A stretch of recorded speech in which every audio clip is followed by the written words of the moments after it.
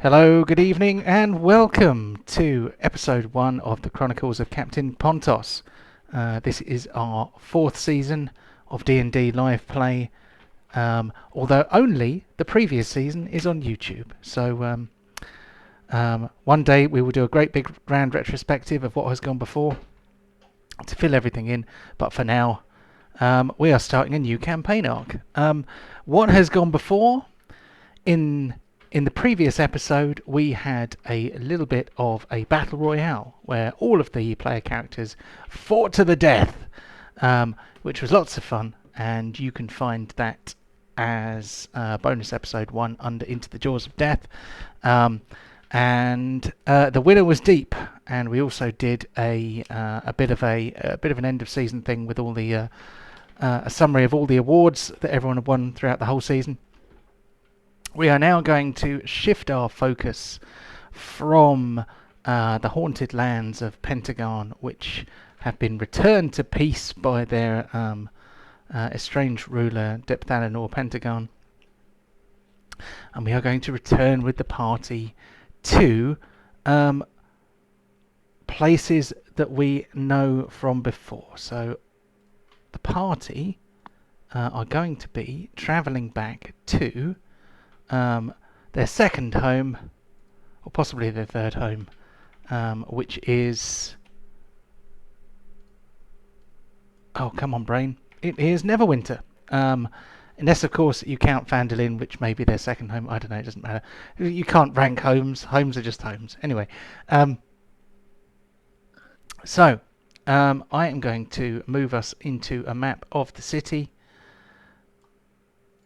and then the party are, hopefully, all being well, going to do a bit of a spot of shopping. For they have lots of gold to spend from their previous adventures, and one thing that I have done that is a bit new is I have put some tooltips on the map, and there's only 3 because I was playing about, but I can't show them to you, but you will find them by waggling your mouse about.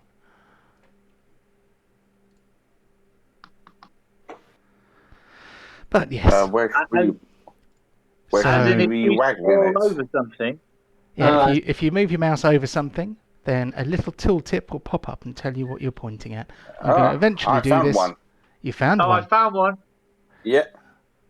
So, what did you find? I found the ship. You found the ship? I found the mark. I found 2 now. I found the Magician's Quarter and the Merchant Market Quarter. Hooray! There we go. Okay, hang on, wait. Market Quarter, found that one.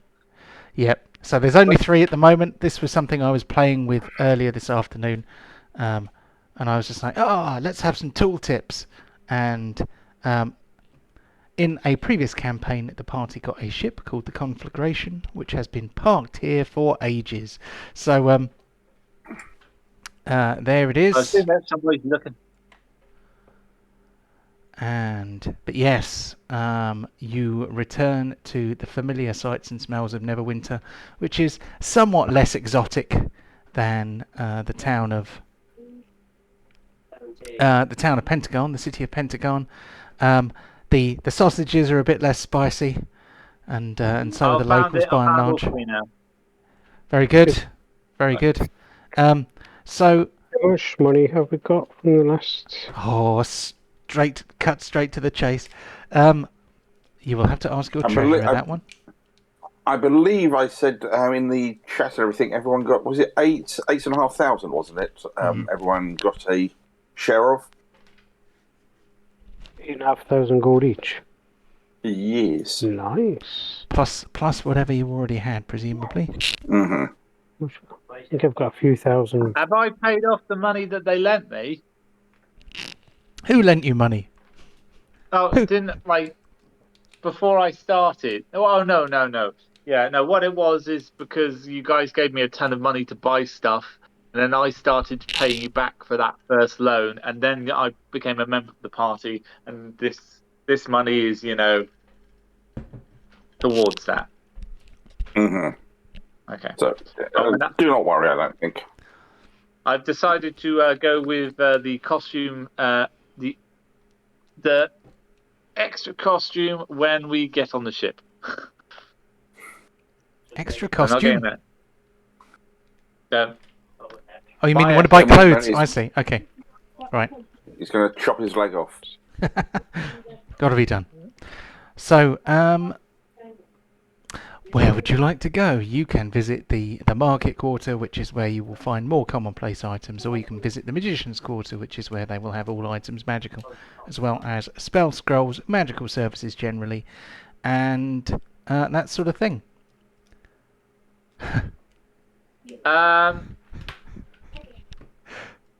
I remember when we were at the City of Brass, or was it the Fire one? I was looking that's right. City of Brass. I was looking for something with a bit more range, and I was hoping to find a broken little hand crossbow and a wand of magic missile, and just put the two together. That has not changed. That's what I'm looking for. Okay. Well, wands of magic missiles certainly exist and may be available. I am just going to quickly check the rarity. They are quite expensive because we use the same magical items. The same magical prices list, which helps to differentiate between... One thing is that based on common, uncommon, rare, very rare, etc., there is no difference between those in the DMG. Everything is, kind of lumped in together. So this kind of creates a bit more diversity with spells. But wand, I'm just to put things in perspective, because I have a feeling that this is probably going to be. There it is, £8,000. Damn. Wand of magic. Missile. Wand of magic missiles. 8,000. Yeah, because they are, they're pretty spicy. You can do quite a lot with a wand of magic missile. You have to remember the powers of the arcane are. The mages that enchant these items don't do them too often. They like to keep their market wanting to keep the price up. Okay, right.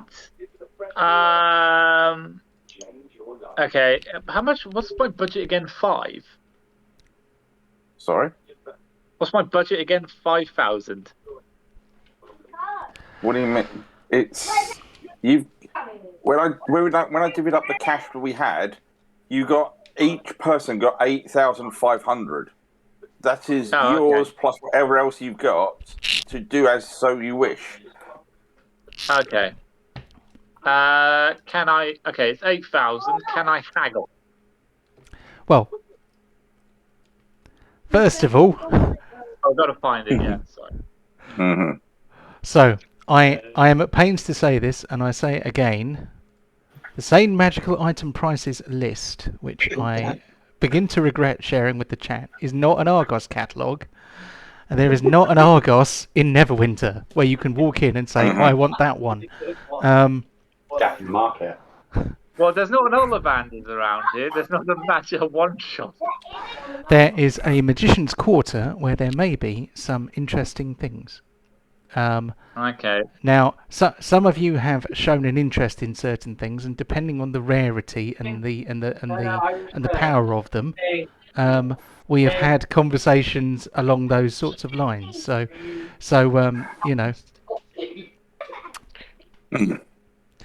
Well, this is kind of why I wanted people to tell me what they wanted in between. No, I only saw this today. Trust me, John. The amount of times I tell my parties, let me know between sessions what you want to do, and it's still 2 minutes before the session starts. Oh yeah, this is what we actually planned. Why did no one tell me? Why couldn't I plan this?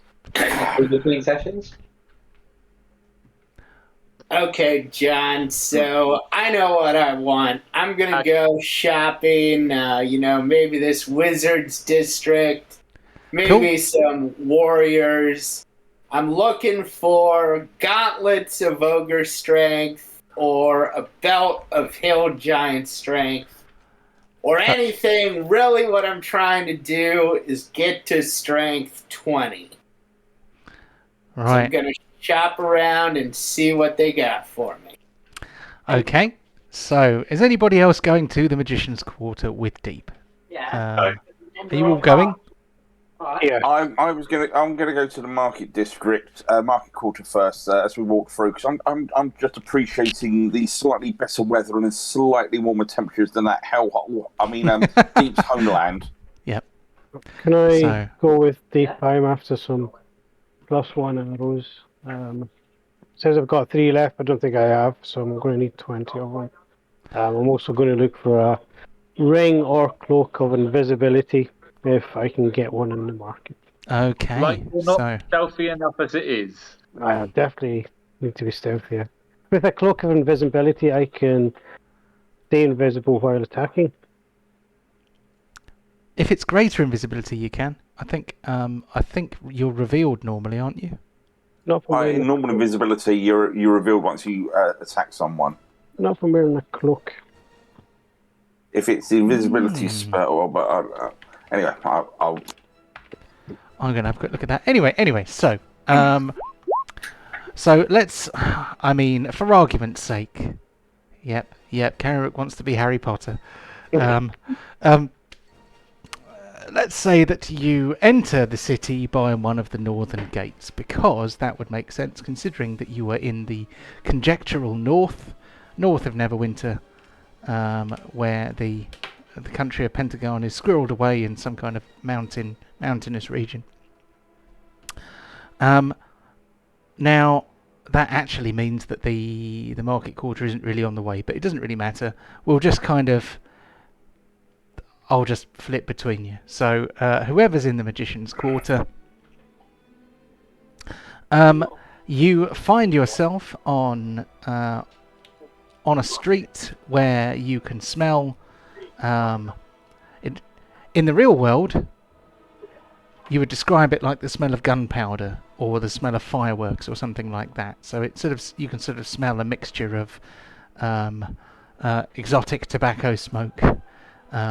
Gunpowder, fireworks, and you can see sparks coming out of chimneys. You can see smoke in different colours coming out of other chimneys, and the whole place seems to be a bustling hive of activity. Many of the wizards and spellcasters and witches and people you see wandering about have unusual smoking paraphernalia, because in my mind, much in the style of Terry Pratchett, wizards are smokers. So some of them have got like smoking candelabras where you put one end in your mouth and you've got like 5 cigarettes on the end of it. Some of them have got big pipes with more than one bowl, which have different coloured smokes coming out of them.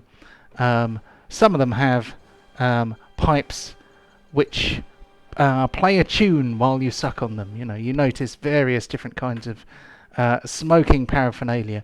A few of them are just smoking cigars, but luckily here in the Forgotten Realms, tobacco does not cause lung cancer because wizards fixed that years ago. So you find yourself on this fragrant and unusual street.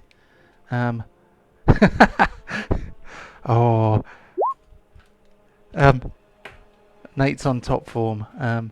I don't know if you'll be able to read the chat because it's kind of coming out the wrong colour on the OBS screen, but I might turn off the night mode during the break because then it will be easier to read it.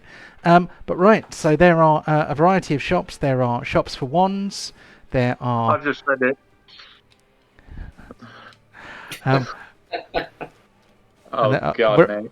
We're also getting some nice text appearing on the map, which is helpful. But the I don't know if they'll be legible to our viewers at home if we had any. We have them. We have them. Well, I've got 20 followers, so that's an improvement. Only 920 to go before I exist in the YouTube world. Still 980. 980. Yes, you're quite right. Maths is hard. But yes, there are magical couturiers. Is that a word? Places where they have magical clothes. There are also places which have magical food and drink. So you could buy a magical sandwich if you wanted. But either way, tell me where you want to go. Alley, people. We're in Diagon Alley. Basically, a bit more swords, more swords than sorcery, but definitely a bit like Diagon Alley. Mm-hmm. Let's pick a fight with the Malfoys. All right. So I'm gonna start looking, sending out signals, looking to buy something to increase my strength. Okay, so one of the people you stop in the street who's like, oh, hello. He's a bit paranoid, a bit jumpy. You want to increase your strength? You'll want the magical armorers then. It's that way at the end of the road there. You see, where all the shiny things are. I'll say thank you, sir, and I'll head that way. Cool. So Deep marches towards the end of the road where the magical armorers are. You what? Sorry. I tap and ask him. I'm looking for magical ranged weapons. Magical ranged weapons, right? Well, well, there's the magical armorers. They have armor, and then there's there's like a shop which has magic bows and crossbows. That's it's like an archery shop for mages. It's yes, they're doing great work with very long range arrows. Okay. I'm going to head that way with Paul and them. Okay. Yeah, I'll go that way with Terry. Okay. So, the magical armorers. There is a dwarf inside. He is a similar height to yourself. He is wearing octagonal green glasses, and he appears to be using what looks like a short wand. It looks like he's using it to weld some metal plates together. It looks pretty cool. It looks like he's kind of using an arc welder, but he's doing it with a magic wand. It's pretty cool. He sort of finishes the seam, and then kind of lifts up the little wand and kind of blows on the end of it, and the sparks go out. And he says, can I help you? Yes, I am a priest of the Dwarven Lord of Light, and on my journeys I expect to need superhuman strength. So I was hoping perhaps you'd have an ensorcelled item that I could acquire for my purposes. Oh, those are some very fine words there. So, you want to get stronger? You'll be wanting maybe either some gauntlets, some gauntlets of ogre strength might be to your taste, but we've not been able to get hold of any belts of giant strength. They are very rare and difficult to produce. So I have here an old but serviceable pair of ogre strength gauntlets. I mean, I can do a custom job if you need a little extra. Possibly. Okay. John, how do I ask this guy if they take my strength to 20? Is there an in-game way to ask that? Not that I know of, to be fair. I think I think we're just going to have to go meta for a second. So you say to him that you would like your strength to be 20. He nods as if he understands exactly what that means, and he says, "Right, so you're looking for a 5% boost in strength, 5% yeah. above and beyond what these can normally do. Right, well, Yeah, he hands you a good membership card. you see, when you interfere with your usual magical item, sometimes things can go a wee bit wrong. But we'll see what we can do. What might happen is, if you're performing some kind of enormous feat of strength, then maybe the DM will ask you to roll a D100 or something like that, because there might be some kind of unexpected consequence of boosting the inherent abilities of this item. How does that sound? That sounds awesome. I'm always a fan of chaos. Right, okay then. Well, so, a 5% extra boost in power. I reckon we're probably looking at least a 5% boost in my fee. Let's see. Maths is very hard, isn't it? And I can't seem to work out what screen the calculator's on. This is what happens when you These gauntlets have they go up to 11, so therefore they're better than these gauntlets. I mean, that's basically what I'm after here. I can't find my calculator, it's gone. Well, 5% of 8,000, I believe, is 400. That's probably right, but hold on, 8,000 times 0.05, 400. Okay, right then. Well, for the not inconsiderable, but I think relatively reasonable sum of 8,400 gold pieces, this pair of jailbroken, slightly modified gauntlets of ogre strength plus 5% can be yours. Would you like them? Would you like them delivered or gift wrapped or anything like that? Would you like them personalized with a message for a loved one or something?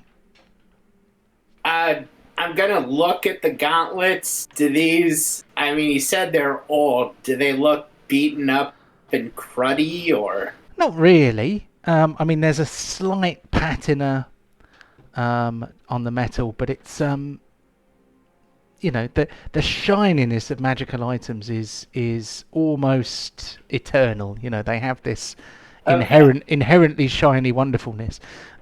It's kind of it's like buying an antique. You know, they don't necessarily diminish in value just because they're used. I'm going to say so. They look pretty good actually. Okay. No wrap necessary for me, sir. I want to strap them on right now. Oh, very good. All right then. Well, if you make your payment, then they're all yours. Okay. I take out my sack of gold and just start slamming stacks on the table and counting with him. It's like, oh, it's music to my ears. The sound of gold pounding down on the counter. I love it. It's all copper. It's like, oh no! So what I'm going to have to try and do is change the gauntlets of ogre power, not ogre strength. Sorry. I'm going to have to try and change it so that it gives you 20 and not 19. How do I do that? There must be a way. Is it possible to just type it onto my character sheet, maybe? Oh yeah. I mean, we can do that. When you have the item, it automatically changes your strength to 19, and then I gotcha. And I want to work out how to do it so that it changes it to 20 instead. But what we can just do is change your strength to 20. There we go. We just have to. Yeah.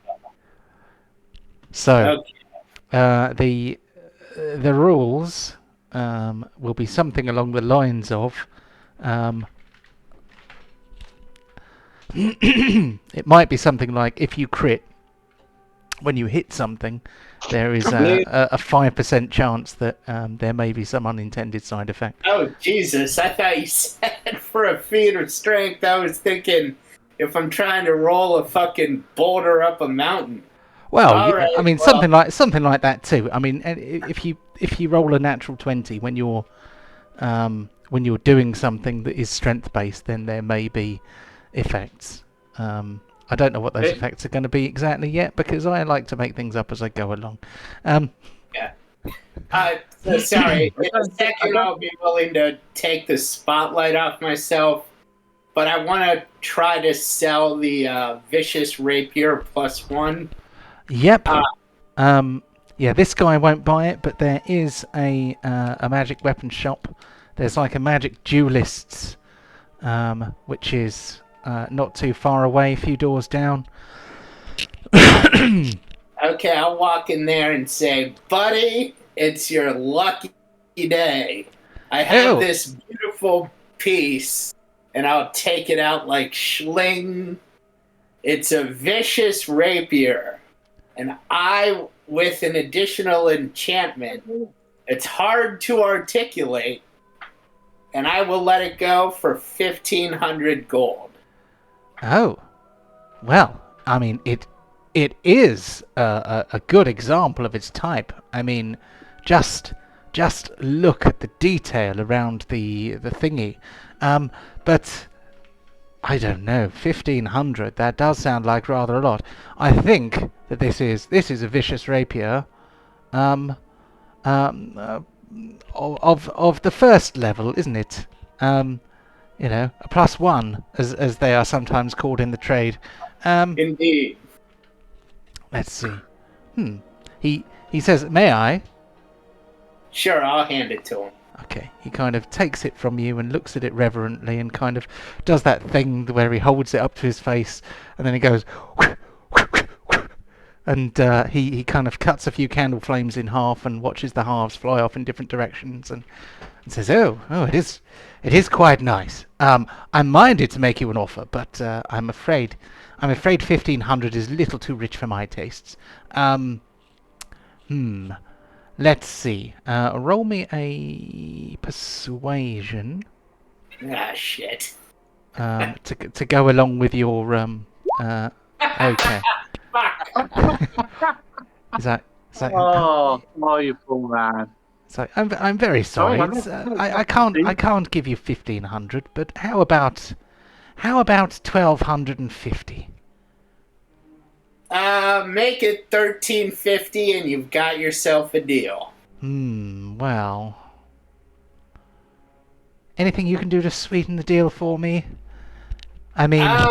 yes. Looking at my inventory, I've got plenty of things I never use.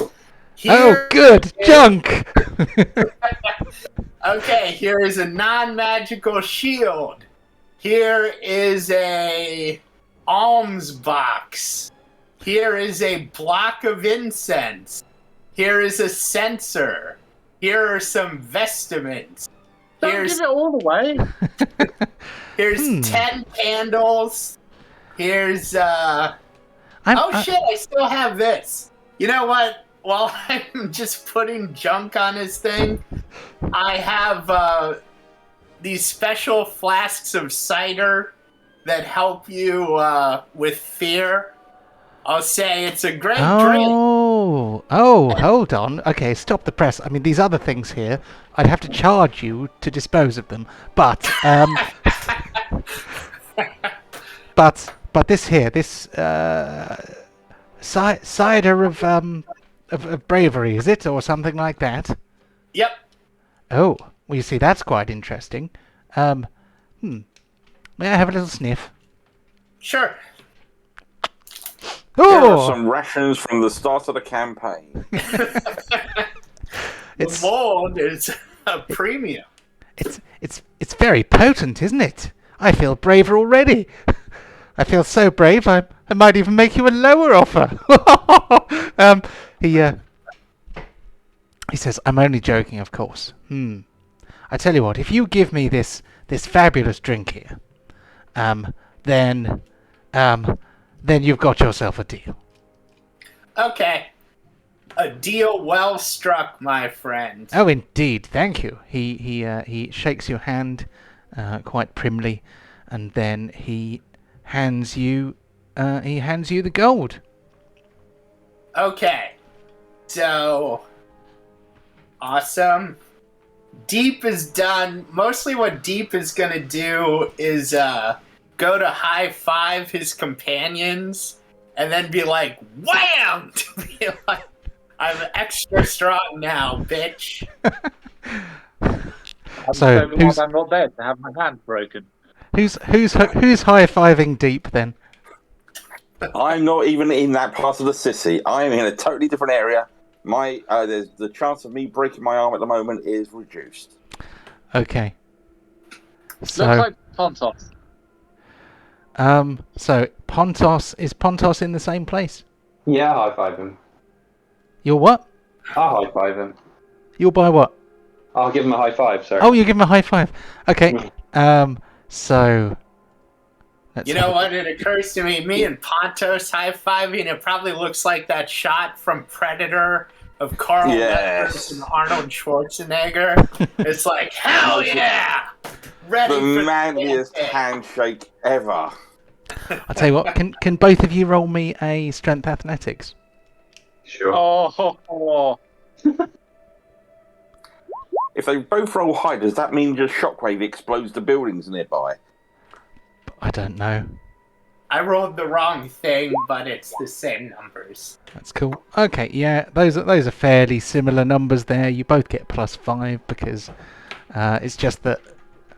Well, actually, on the dice roll, you beat Pontos on the dice roll, but he's proficient in athletics, so he got a bit more of a bonus there. But your hands kind of meet in midair, and there's this kind of boom, and people around the street, there's this slapping noise and this kind of bass that comes out with it, the bass that comes from the vibrating bones of your massive arms, and there's a little bit of a clang because you're wearing these shiny metal gauntlets, and people around are just kind of all looking, going, oh, they must be adventurers.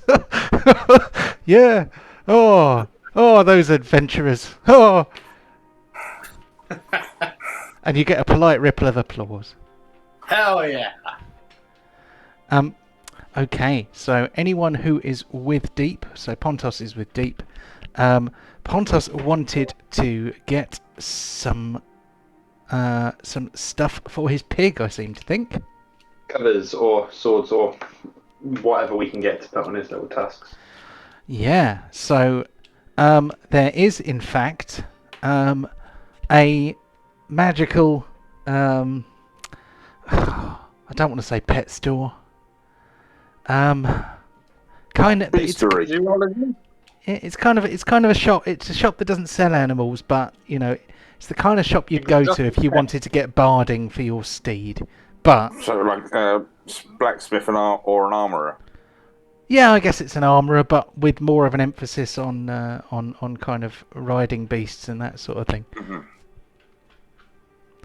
So, but yes, there is a shop a bit like that. There is a human blacksmith outside, who is he's actually just having a little break. Obviously, it's quite hot inside the shop.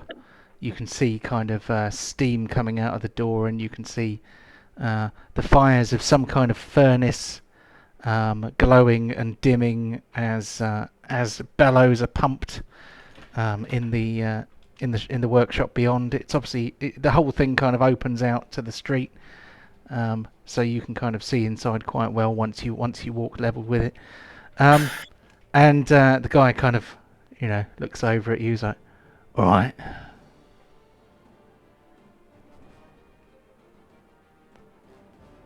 Sorry. What did you... He says, "All right." All right, Mush. Right. Alright. I'm just gonna slowly bring Chew Bacon into the room. Oh. Just point towards his tusk and my sword and my little axe and say that's what I want. Nice pig.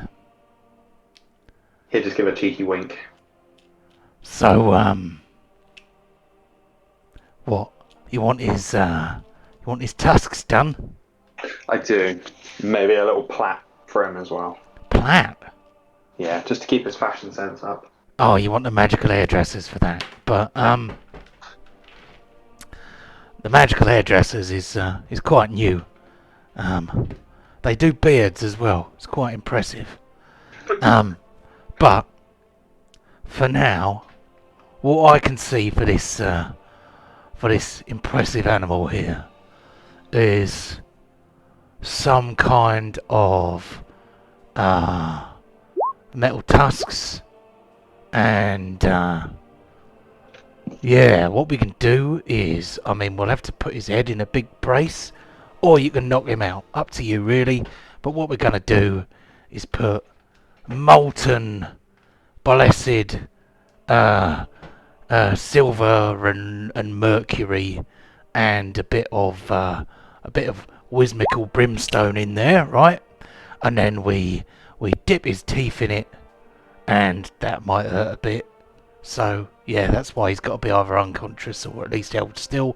And then his tusks will basically be like big metal tusks, and when they bite, they will pierce as if they are magical daggers. Basically, we could even add a little bit of an enchantment to make it do something else. I mean, I wouldn't recommend poison in his own teeth. That might not go so well, but we could add some kind of elemental effect. I mean, he could have a fire bite, or he could have an electric bite. I don't know. What do you reckon? Electric. You want him to have an electric bite. Do you get on quite well with this pig? Yeah. Yeah? He's not likely to turn on you and bite you in the arse and electrocute you while you're putting him in the saddle or anything. Nah, we should be good. Alright, I was going to say, if he's not a very obedient animal, you might not want to add that, but you know, because it's triggered just by the lightest touch, so, you know, he could just walk up to you and nuzzle you, and before you know it, you're 10 feet away and you know, and your mate is shouting, "Clear!" So, yeah, alright then, so, here we go. We give him electric horns, electric tusks, I mean, and then when he charges, it will be similar to him having +1. He'll have +1 to hit because he'll have an enchanted tusks, and also they'll do, well, I reckon it'll be something like, well, maybe D4 for each tusk, so we'll call it 2d4 lightning damage on a successful hit. On the charges. Yeah, kind of. Yeah, I can see it now. It's going to be hilarious. And just on a side note here, if someone goes down, can I just electrocute them to bring them back up? Well, that's a very funny thought, and it sounds like the kind of thing that the DM might allow, because he's a bit loopy like that. And if someone dies, could we bring them back? Like a little defibrillator? Well, I don't. Depigulator. The depigulator. Oh my god. Oh, that's excellent. Depigulator. It's a utility pig. I mean, I'm not sure if it will bring people back if they're dead, but it might stabilise people if they are making death saves. Okay. So I am going to equate that roughly to a +1 weapon, which is 1,000, and then we're going to be adding a little bit more because it's going to have an additional effect. So parts and labour, bit of this, bit of that, loan of the hammer to knock the pig out with. I reckon that's going to be about 2,000 gold pieces. What do you think? Yeah, easy. Why not? Yeah. I know, I think that's, yeah, can't say fairer than that, eh? So, It's not the first time Chewbacon's been knocked out, like most fights. Oh, he's got glass jaw, has he? Well, okay. Unfortunately. So, he says, right, if you could wrestle your pig's head into this harness here. If it's only... Hang on, before we stunk his tusks. If this is only 2.5 grand, can we get him a helmet? Helmet? Oh, all right, yeah. We can make him a helmet. I mean, we can dunk his whole head in if you want. He might not, I like it. Well, all right. So, I'll throw in a helmet. I don't know. Might mess up his hair a bit though. We'll just cut a little hole in the back, and we can pull his new braid through it. Oh, all right, okay. I see where you're going with that. Maybe you'll be setting a trend for the pigs everywhere. Okay, so we'll get it'll be like a football helmet or something with a hole cut in the back, and well, we won't put a grill on the front because he'll electrocute his own brain. That wouldn't be good. So all right, so helmet, for an armor class bonus of 1, I reckon. Yeah, that's fair. And +1 to hit with 2d4 electrical bite damage, and yeah. Okay, yeah, 750. 750. Is that for everything in total? Yeah, that's everything. I think that'll do at the moment. That'll do for the pig. Cool. Okay, so here's the hammer. If you would like to stun the pig, you know, he's more likely to go for me. He trusts you, so just clock him on the back of the head with a hammer. We'll stick his head in this brace here. We'll turn him upside down and lower him into the metal cauldron, and then dip his teeth in. It'll be completely painless. Brutal. Damn wasted. Getting wasted? That sounds like an incredibly dangerous thing to do. Giving a pig's magic powers and then getting it drunk? Oh God. Oh, just give him some weed or something, knock him out. Don't literally smash his head in.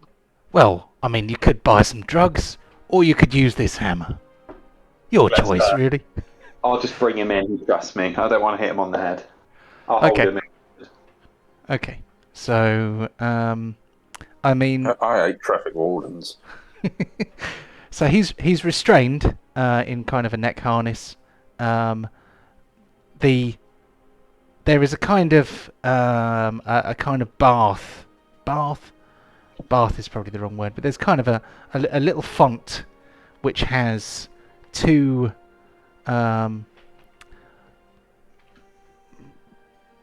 pointy holes in it which the molten metal goes into, and basically they have to turn him upside down and lower him in so that his tusks go into this little thing where the magic metal has gone, and then he'll give it a bit of a polish afterwards and give them a mirror shine.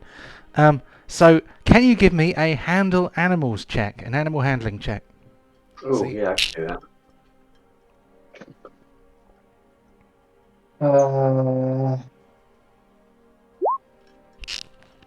Yeah, that's not bad. He is your very own pig and he does trust you. So he does not try to escape. He doesn't enjoy it very much. Mm-hmm. But I think, he kind of loses consciousness when he's upside down with his tusks dipped into molten metal. So he kind of goes limp, and then you turn him the other way up, and then the guy's like, right, okay, this metal's going to set very quickly, so I'm just going to hammer it a little bit, and then I'm going to give it a really good shine, yeah? And you'll never have to do it again. It will stay shiny forever. It'll be brilliant. And then this helmet here, you just push it on the top of his head, and, I don't know, take it off at night so he can go to sleep, just like you take your own armour off, it'll be fine. But yeah.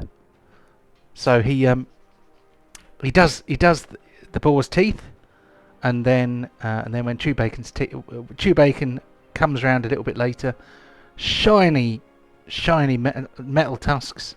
Obviously, the real tusks are underneath, but they are now augmented with shiny magic metal. And when he grins, you can kind of see little blue arcs of electricity kind of going up him. Yeah, as I was just putting as I put in the chat, God of Thunder. Oh, we're getting all the good jokes today. Yeah, be careful, a loaded pun can go off. Mm-hmm. So, I think we've done Deep in Pontos.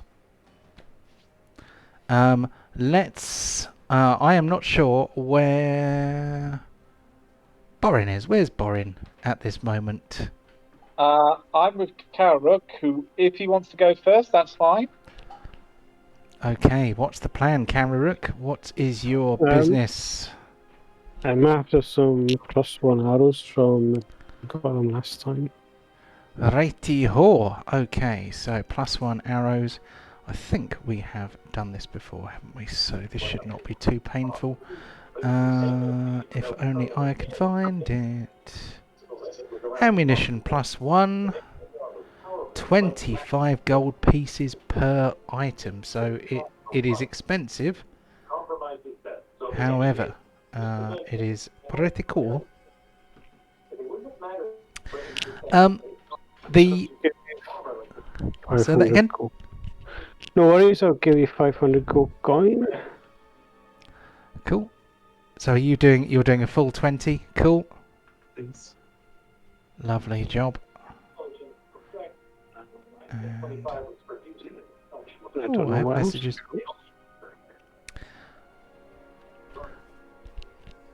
Well, I think you did. You wanted to kind of do a bit of research, didn't you, in the background sort of thing. So if you want to kind of see if you can find someone to consult in the town, then you could do that as well. Oh yeah. Okay. I'll go and see if I can find someone to talk about my orgies, I guess. Your what, sorry? My orgies. Your urges. Urges, yes. Cool. So, right, sorry. So you're given a beautiful quiver of +1 arrows. Let's see, and then you go to seek out guidance. So, who might you go to visit? I think I will let that percolate in my mind for a few minutes before we actually do that scene. But who might you go and visit if you were looking? The church? Maybe the church. Maybe. I'll probably look at the art and stuff. The occult, maybe. I'll look sort of that sort of area, I think. Okay. So you kind of start looking in the kind of occulty, occult come religious kind of area, if you like, which is probably not too far from the Magician's Quarter. And let us now move on to Borin. Hello, I am looking for some sort of throwing weapon that comes straight back to me, please. Who are you or talking some to? sort of equipment for me. Are you talking to me, or are you talking to the shop owner? All right. Okay. So. Sorry, I thought you said. Oh, sorry. Is that where we were going? Yeah. I mean, that's fine. It's just, yeah, we need to. So you are looking for, I don't know, something quite dwarf specific, I think. So. Yeah, my character is only dwarf based. Yeah, so something I can wear to make the weapon come back to me, or a weapon itself that can come back to me. So And you find a shop which is only sells dwarven stuff. So it's all the goods in the window are heavily stylized with runes, very heavy metallic objects. All of them look like Even the paperweight on the accountant. There's like an admin dwarf with with a little visor and little oblong glasses, and his paperweight looks like if it fell off a desk it would kill whatever it landed on. So they have this kind of aesthetic, which is pretty powerful. There is a chap in the front of house who is a long bearded dwarf. He looks like he's probably he's greying a little bit. He's not one of the long beards, but he's obviously been in the trade for a while. He says, hello there. What can I do for you? Hello there, brother. I am looking for a weapon or some sort of equipment that can make my weapons come back to me after I've thrown them. Right, well, it sounds like you want a dwarven drawer, but we haven't got one of those. They're incredibly rare. And, have you tried a magnet? What's a magnet? What's a magnet? Well, a magnet is where you get like this special kind of iron, and it attracts other bits of metal. Whoa, what the hell happened to John's pigs? Damn it. John's become God. Ruin the surprise. I don't know how I managed to do that by mistake, but yes. A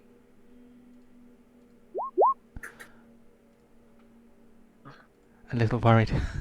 Don't worry, it's okay.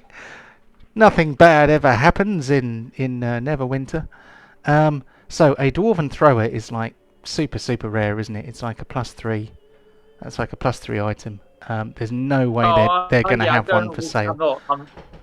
I'm not looking for I wouldn't want to. Honestly, I'm not trying to do it as you said. I haven't got anything, so I want to just do it in a sly way. I'm just doing it like a belt of blinking, and I've just got kicked out of Roll20. A belt of blinking, or but even if it's a +1, or just a hammer that comes back, or something, I don't have to want to keep walking around picking up my damn axes every now and again. Also, it sheds weight that I don't have to carry 4 if I can just get 2 or 1. It's happened again? I don't believe it. What's happening? Sorry, I'm missing this. Nothing. Don't worry. Okay. Okay, I need to change the quick key for that. Otherwise, it's going to keep happening. So, hammers that come back. Like just a super cheap one. It doesn't need to be a +3. It can be an axe that comes back. It can be like anything dwarf weapon. Because I think one of the magic things, one of the most magical things about the dwarven thrower is the fact that it does come back. Otherwise, it's. Oh, I thought it was a +3. Well, okay, +3 things would be expensive, but the really unusual thing about the dwarven thrower is that you throw it and it comes straight back to you. Okay. It basically turns a melee weapon into a missile weapon. That's incredibly powerful. That's like having infinite ammunition, isn't it? Okay, how about, and then I'll put my axes onto the side. Can you amp these up a bit? Well, I mean, They're infernal. They're rare. no. Well, no, those are normal ones. The infernal ones got melted down and turned into your infernal. Oh yeah, you are correct. My apologies. They're still from brass, and I can't log into Roll20. I think these ones you got. These ones aren't from the City of Brass. No, they came from Pentagon. Yeah, those are just commonplace throwing axes. Oh yeah, that's like hand axes. Sorry. Frenchie's telling me all this. Nah, that's not what happened. They got melted down and turned into me. Yeah, this little voice is like, "Hey, Borean, what are you talking about, you gibbering fool? You walk into this dwarf's place and you start talking nonsense in front of him. You should let me do the talking. Hmm? So I am not good enough for you? You want to throw me, do you? Hmm? Yes, what he said. I mean, I cannot hear him, but I am a magical axe after all. But, what do you want a dwarven thrower for? You have got the most powerful infernal axe of doom in the whole of the Sword Coast, No, nobody has a weapon like me. Nobody has a weapon that can talk 3 legs of a donkey and then, or talk all 4 legs of a donkey if you like, and then hit them over the head and chop their head off as well. I mean, Also, do you have any sort of axe covers or holders? what? What do you mean you want an axe cover? How dare you? You should be blessed to receive my wisdom. The guy is kind of, he's kind of a bit like this. He's like, oh, that's kind of abrasive, isn't it, Sonny? Where on earth did you get that? That's a long, long story. Hopefully he gets a bit more powerful once we put some more juice in him. At the moment, he's just a complicated radar system. Oh, right. What does he detect? Let me show you, and I activate it. I didn't see anything. I've actually taken away that API. Well, I haven't taken it away. It was in the other game. I haven't put it in this one yet. That's alright. I can't even get into my one. It says you're in at the moment. So, but yes, you do that. The wave of the radar of the axe kind of goes, whoosh, and the little radar pulse that allows you to identify lawful evil creatures, and you don't pick any up within the 30-foot radius. He doesn't notice anything has happened. Are you sure that's working right, laddie? I explain it to him. I explain it to him. Oh. Right. Well, I mean, that's very interesting. I mean, would you like to sell it? Unless you want to sell your soul for it? No, you already have, so I could buy it, and then I'd be safe. Yeah, it's not working that way, but brother. So yeah, back. Oh, well, it's worth a try, isn't it? It was worth a try. Yes, I appreciate what I might have done the same. But no. If you could, like a ranged weapon, something dwarfish. Well, I mean, just amp up these normal axes.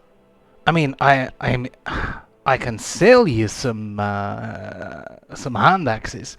I don't normally enchant people's existing mundane items. They're not usually got the build quality. They don't take enchantments that well. Okay. But I mean, no, that's fine. Here's a suggestion for you. I mean, you seem to have in your head throwing these big bits of metal at everything. Why don't you just buy a crossbow? Yes. Why don't you could just buy a heavy crossbow? I mean, they've made some great advances. I mean, obviously you're a man of action. You like to get in the front row and crack things with heavy stuff. That's very, very dwarfy. I get that, but sometimes you just need to stand back and go daka daka daka daka daka. They've done great. Only if it's a strong in the arm crossbow. Yeah, from this world, it's got to be a strong in the arm one. Yeah. Well, the problem is, so far I'm going to be a bit overladen. I've got 4 hand axes, a war pick, a war hammer on me at the moment, and now I want to add a crossbow to my belt. So. Well, I mean, maybe you should divest yourself of some of those things. I mean, what do you need a war pick for when you've got a massive warhammer? I mean, battle axe. I mean, The war pick's because I'm a minor and it's been in the family for a while. Tell you what, I could drop. You don't have to carry it around with you, though. You could leave it in your house or something. You know, you don't have to carry around everything you own all the time. Tell you what, I'll drop 2 hand axes.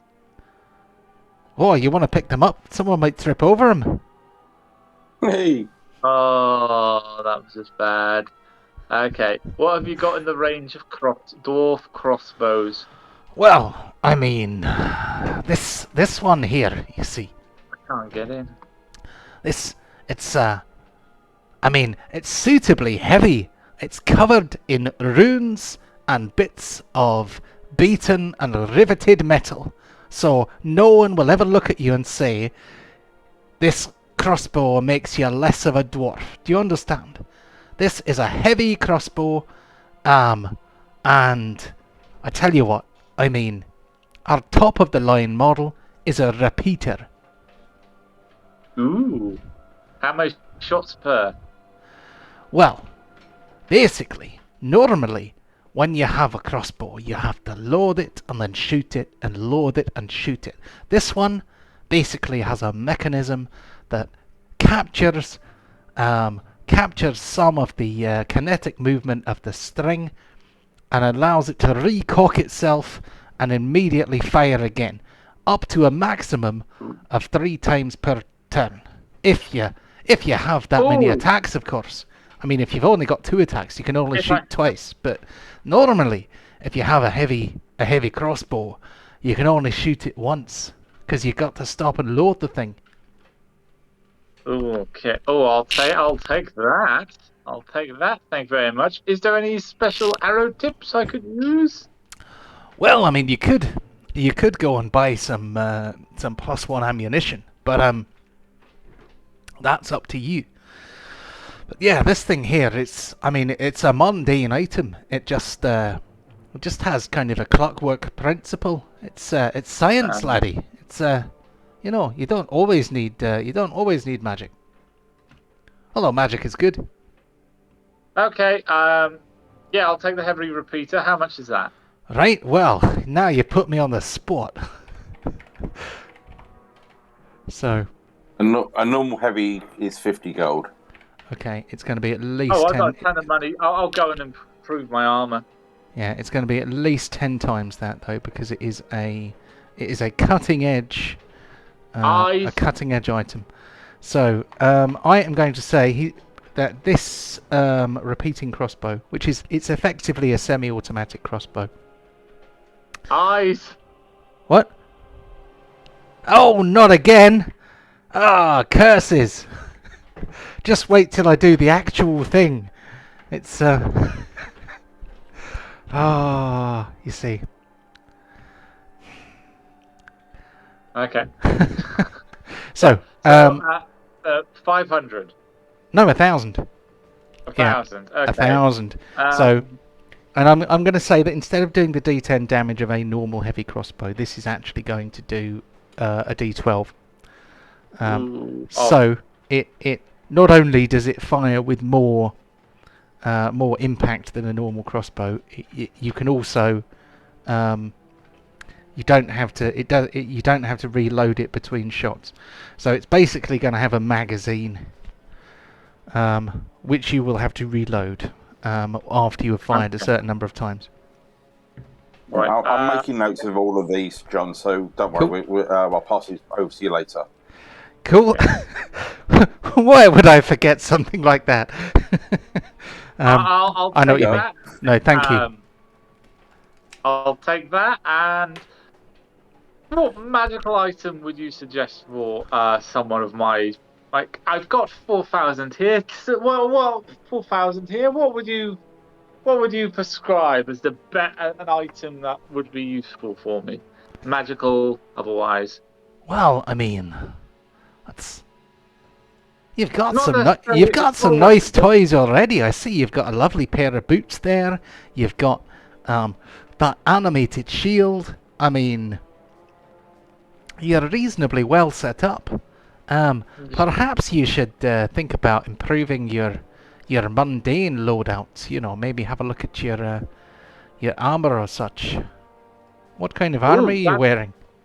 That's a very good point. What armor could I improve on? Have you got anything that I could improve? You're already wearing +1 plate mail, so Yeah.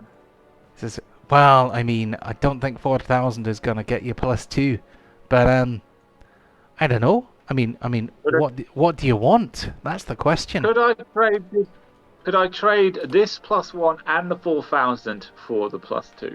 No way in hell, laddie. Okay. No, I that. just, I gotta get something that's, Oh. Well, you don't have to spend all your money just because you're in a shop. Yeah, okay. I'm just gonna sit on it and go see if I see something else I want to buy later. Yeah. I mean, it's Got you're on a bit of a shopping spree at the moment, but you're not going to be completely cut off from all civilization once the campaign gets going. So don't feel like this is your only opportunity to spend all your cash. You know, it's there will be others. Okay. Yeah, okay. Then I'm gonna save that for a rainy day and see if there's something along the way that comes up.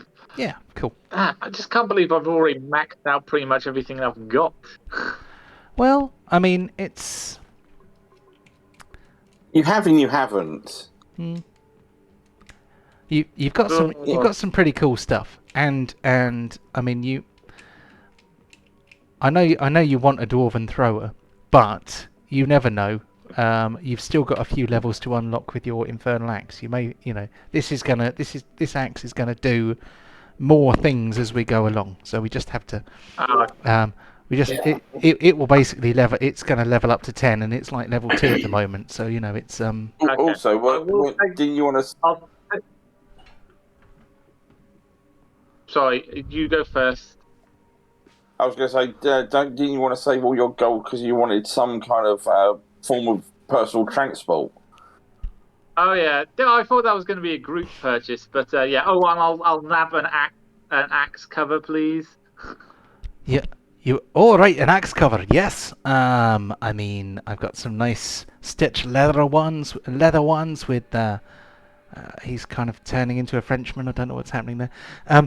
They are velvet. Eastern European. He's going to come from the southwest in a minute. French. So, tell you what, Frenchie can have a look and see what he likes. What? You want me to pick my own shroud? Oh, you are some kind of. Oh, yeah. Well, do you prefer it? I just leave you lying on the dirt. Well, I mean, you can just hook me in over your shoulder or something like that, and then I can see, and then the breeze will blow over my head, and you can get rained on, and bugs and birds can shit on you. I don't care about things like that. Okay, last chance. Oh, you just want to shut out my voice, don't you? That's what you want. How's that salt air affecting your metal, by the way? Oh, I'm salt air. Ha! Oh. Ha! All right. Okay. I was forged from the plains of Avernus. This salt air is nothing to me. Right. Okay. Oh well. Okay then. Nothing for you. You could have had a nice I could have put it with feathered dough and all that stuff. But if you don't want that, okay. No feather pillows for me. No, I will rest on the stony ground or in the hearts of my enemies. Okay, that's fine. And I'm just leaving the door as I'm talking to him, and just okay, if you get accidentally dropped in dung, don't blame me. You would not dare. No, you would not. Oh. That's what I said, accidentally. Was that another pun? Accidentally? Oh God, no, that was not another intentional pun. I just realised now. Oh, okay, very well. I'm just walking down the street talking with my axe now. Yeah. I meet up with the others and they just hear me arguing. Oh God, I've got a freaking wife. I mean, the axe doesn't have a moving mouth or anything. You just kind of the voice just arrives in your head, I think. So, or maybe is it audible? It's audible, isn't it? But other people are probably like, is that guy a ventriloquist? Why is he making his axe talk? Oh, I've just realised. Can I? Did we decide on what shape he was? I would say that could be. Because I'm thinking Stormbreaker side kind of thing. Okay, what does Stormbreaker look like? It's axe shaped. It's an. Oh, that's Storm. Oh, okay. I mean, it could be shaped like Stormbreaker if you like. I would say that this axe, kind of what I had in mind when I was thinking about this axe, was Soul Calibur. So, although you decided you didn't really want the axe to be too organic or gross looking, I don't know if anyone's played Soul Calibur or Soul Blade, but Long time ago. there's a weapon in it called the Soul Calibur, which is this evil blade. Oh God, yeah, with that eyeball thing. No. Yeah, No. but No. the important thing about the Soul Blade is whoever wields it, it turns into their ideal weapon. So maybe while you're wielding the Infernal Great Axe, it's a great axe shaped like Stormbringer. If Char picked it up, it might turn into a sickle. So its form is not necessarily fixed if you follow. So It's changing as I look at it. It's just like arguing with it. It's like, yeah, this could be a little bit like that, and that could be a little bit like that. Oh, yeah, it's a bit too long. The handle's a bit, and then it's like it's molding. This is a toxic relationship, always making me change for you. Don't you love me as I am? An amorphous blob of infernal metal. Yeah. Somewhat satisfied, but also with a pang of disappointment for not finding his dwarven thrower. Borin walks out of the dwarf shop, which is on a street bordering the magician's quarter. It's not quite halfway, but let's have a little break if that's all right, and then we will resume shortly. No worries. That's me.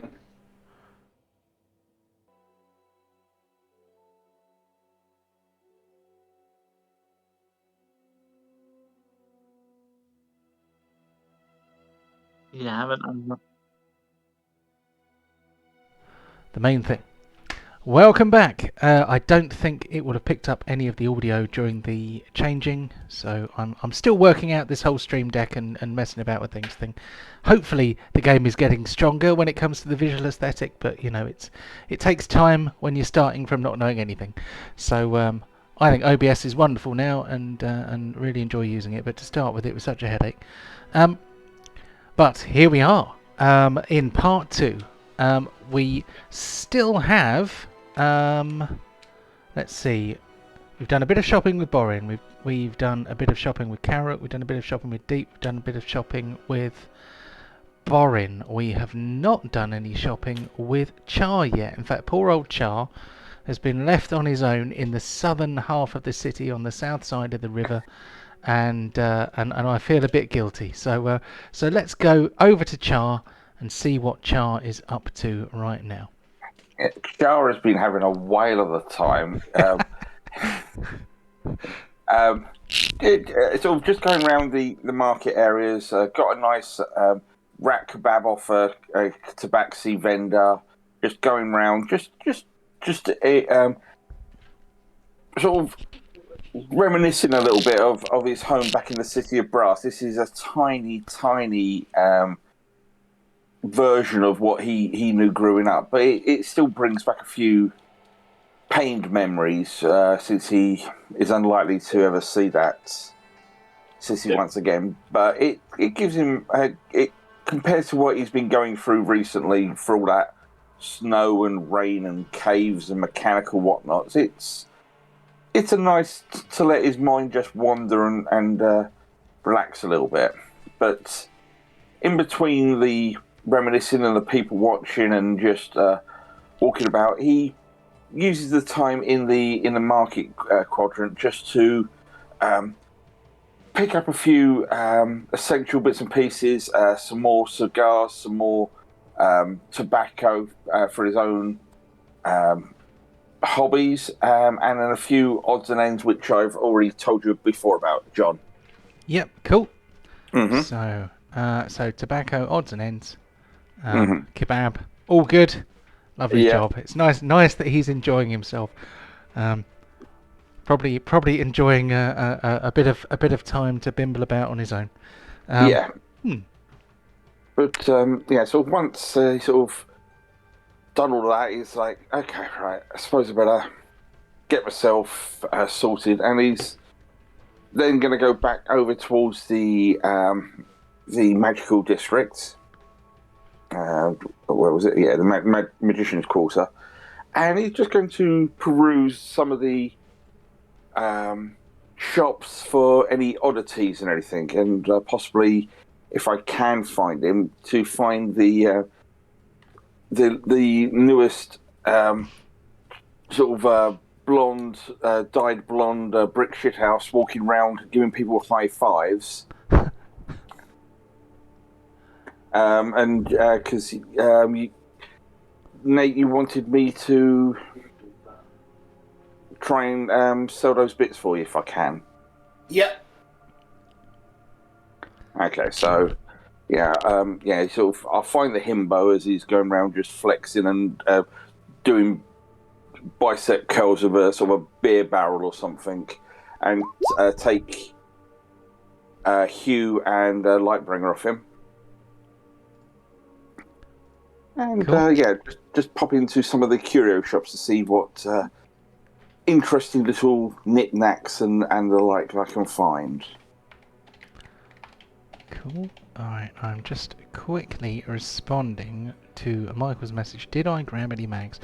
Let's say that this this brand new bespoke not bespoke, this brand new designer heavy repeating crossbow comes with a package. It's like when you buy a new razor, they give you 2 blades, and I've just made my eyes glow again. They give you 2 in the box set, but you can buy them in packs of 4, and those are I would say that the magazines. What? 5 is a number? Yes. What? Eyes? What? Eyes? This must be terrible lag. I did that earlier. Yes, I know. They're fine now. That was like a minute ago. I'm really confused.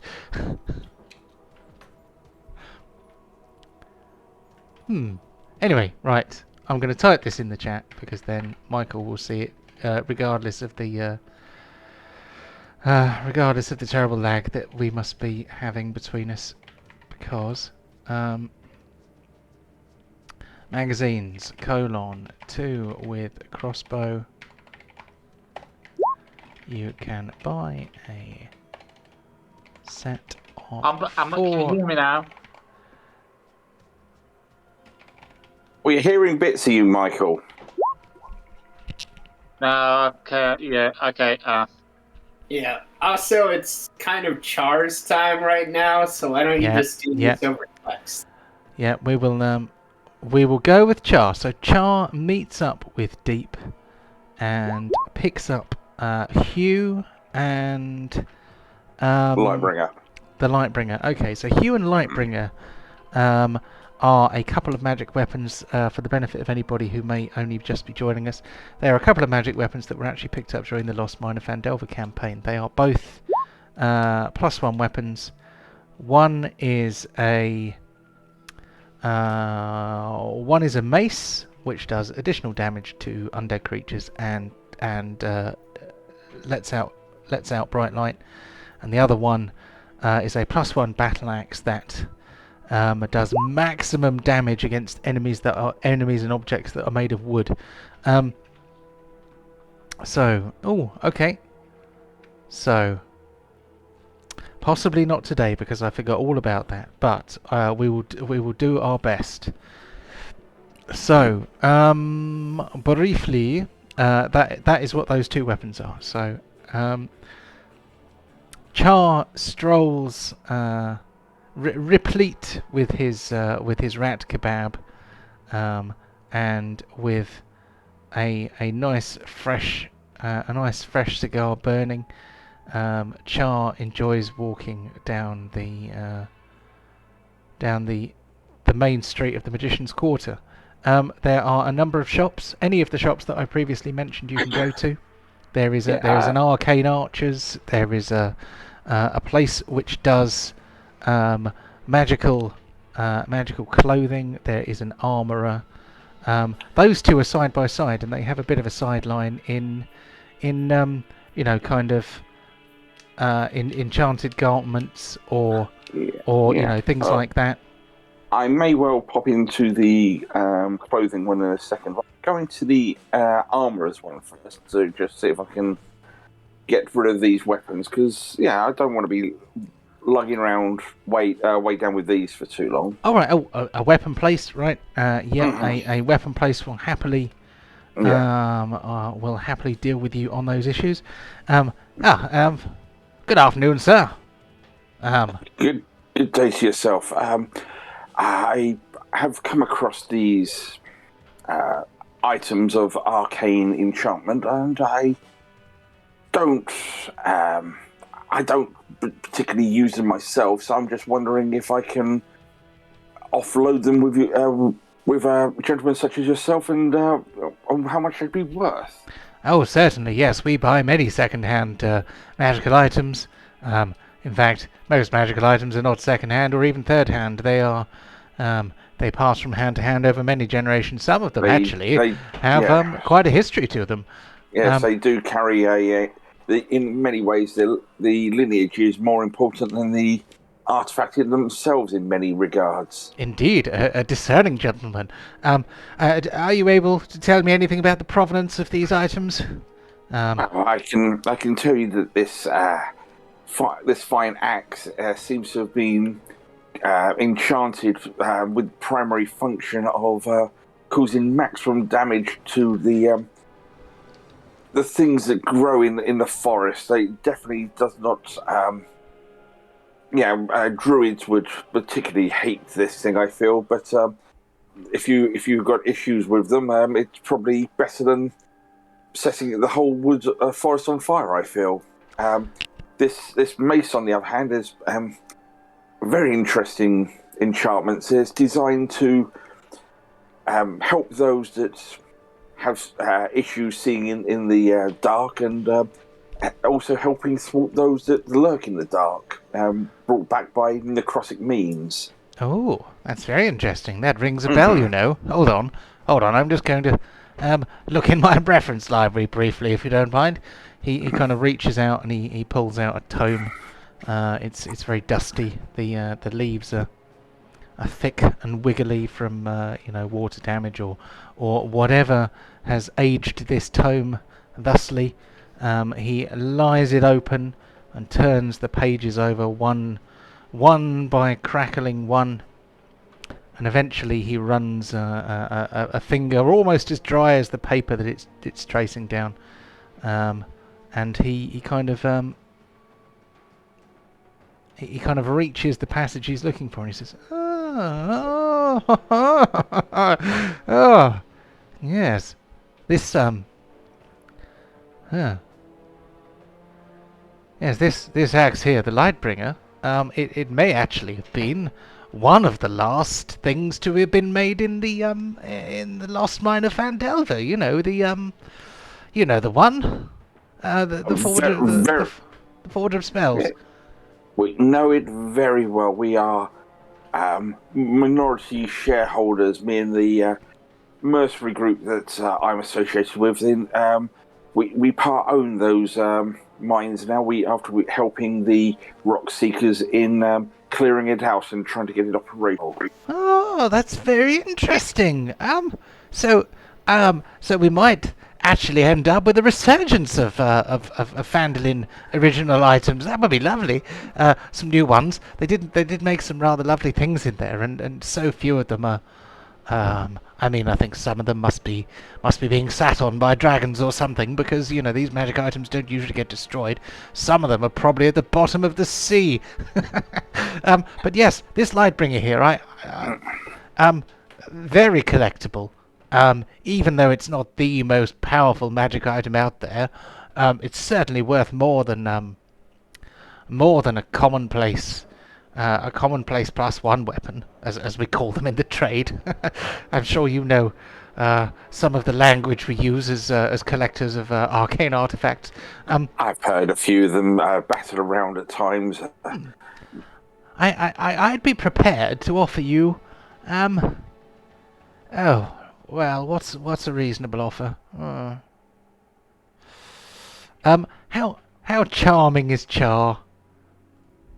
He is pretty charming. I was going to wait to see what the offer was before, see if I can haggle him up a little bit. That's fair. Okay. He says, I feel like I wouldn't be being too remiss if I were to offer you 1,500 gold pieces for the Lightbringer. This other axe here, it's quite interesting, but I don't think it is quite in the same caliber as this one. I mean, it may have a story all of its own. I mean, what kind of mage would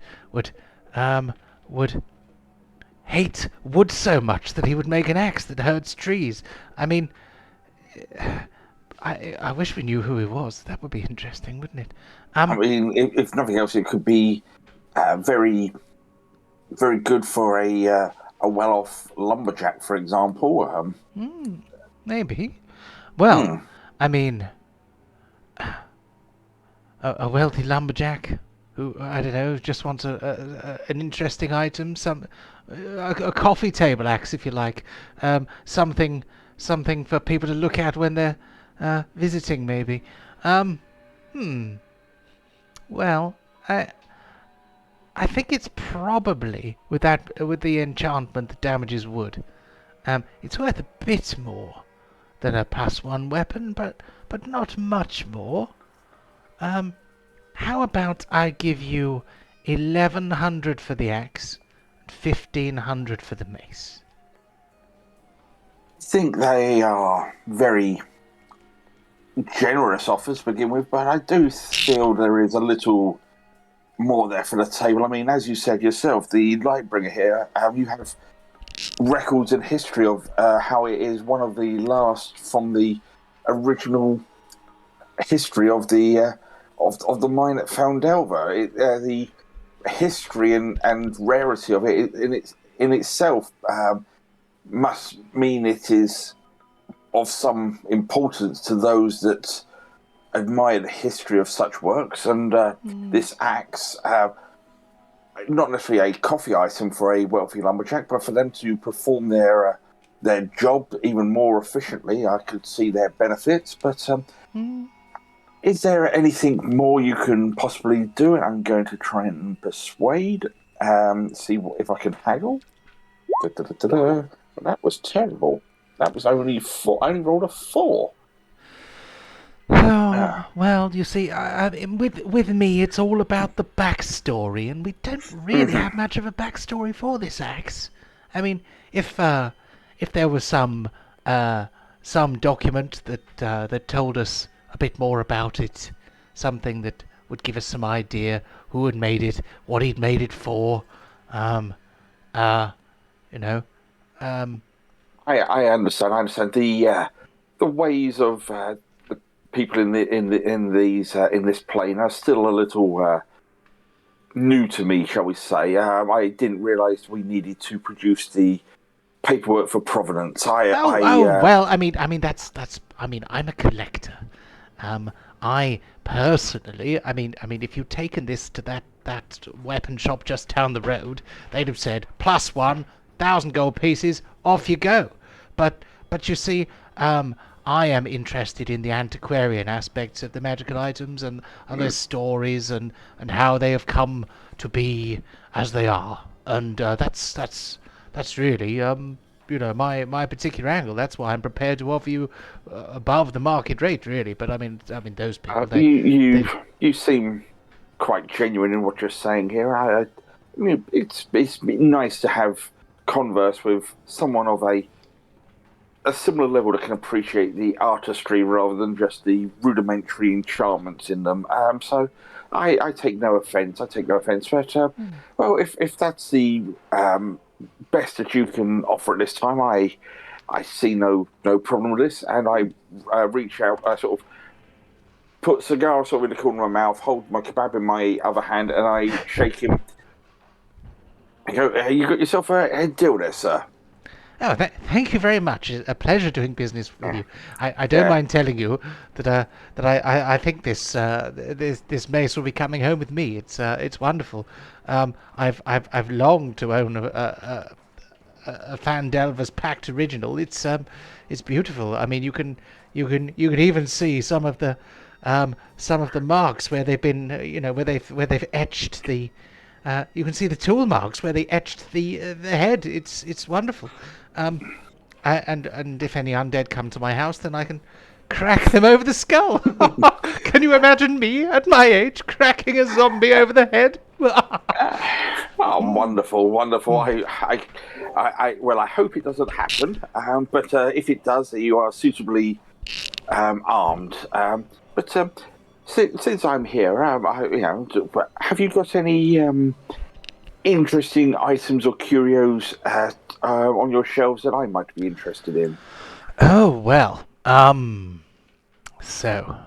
interesting items. I mean, obviously, you're a discerning gentleman. You're not just interested in the rank and file items. +1 this, +1 that, very shiny. No character at all. So I think you might be interested in. I mean, what adventurer's kit is complete without one of these? Hold on. He starts rummaging around in a chest next to him. There's scrolls and little boxes and kind of pill cases and all sorts of things, and he's just kind of pushing them all aside, and then he kind of reaches in and he pulls out a rod, a rod or a cylinder.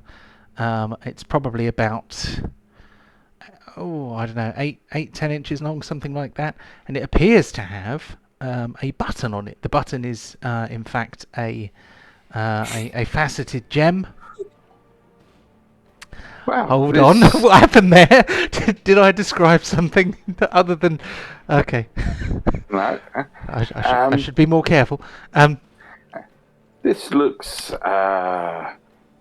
interesting. What exactly does it do? Well, you see, I mean this thing here. Right, hold on. I shall give you a small demonstration. He says, okay, I'm going to hold on to this rod. And then I'm going to, I'm just going to do a little jump, okay? And then I'm going to push the button. And then you'll see what happens. He kind of holds the rod above his head, and he jumps up and he pushes the button. And then suddenly, he's hanging, suspended from the rod, which is... Immovable rod! He's like, see? It won't move.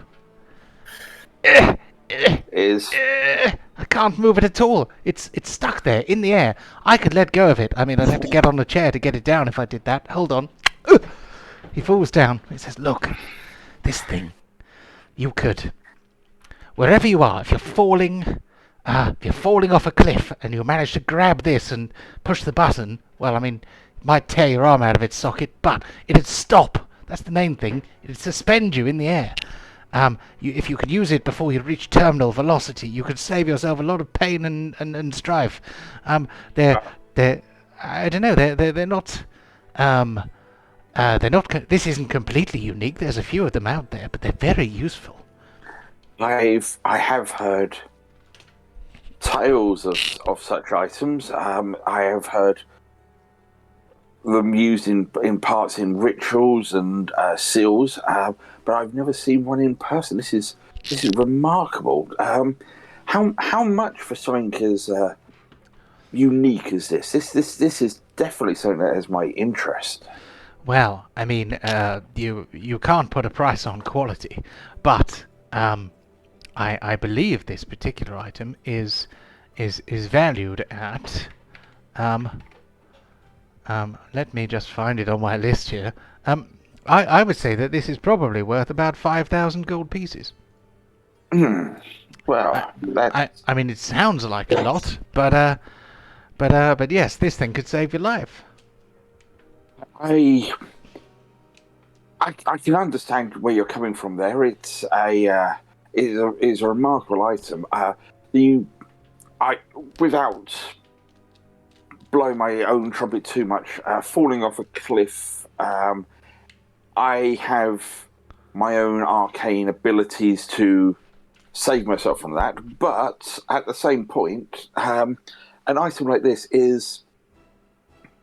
has a multitude of uses. Mm-hmm. Can I try and persuade him to see if I can actually get a decent dice roll to see if I can get this a little bit cheaper, boss? Yeah, of course. Yes. 5,000 is a reasonable deal, but I think it could go a little bit cheaper than that. With what I've already passed it over with you, and you seem so keen in, and getting a 26 for persuasion. 26, very good. Okay, he's like, well, I mean, I feel like I know you now. It's all a little. If you take this item, then a little bit of me will be going with you on your adventures. I mean, I could be persuaded to give you a bit of a discount. I mean, 5,000 is, after all, the marked up rate. We obviously we have a fixed margin, but I am authorized to make deals on behalf of the establishment. So well, I mean, the fact that you can show your employers these other items that you have acquired for the shop, it's not as if it's a complete loss. No, of course. I'm not asking you to give it to me, or God's forbid. But would 3.5 be doable? 3.5. Well, let's see. I mean, I was thinking I might offer you a 15% discount. But hold on. Maths is really hard. Even when you're a small glasses wearing quill person, maths is even hard for you. Then it's so point. That'd be 4,250. Yeah. 4,000. And you said 3.5, so that would be about 30%. Yeah. It says.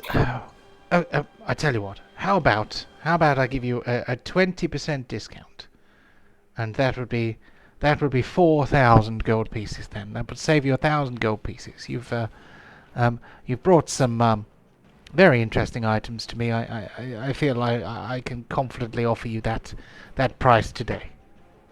I think that is very generous of you, and it's nice to see, as I said, a fellow artist that appreciates the work just rather than just the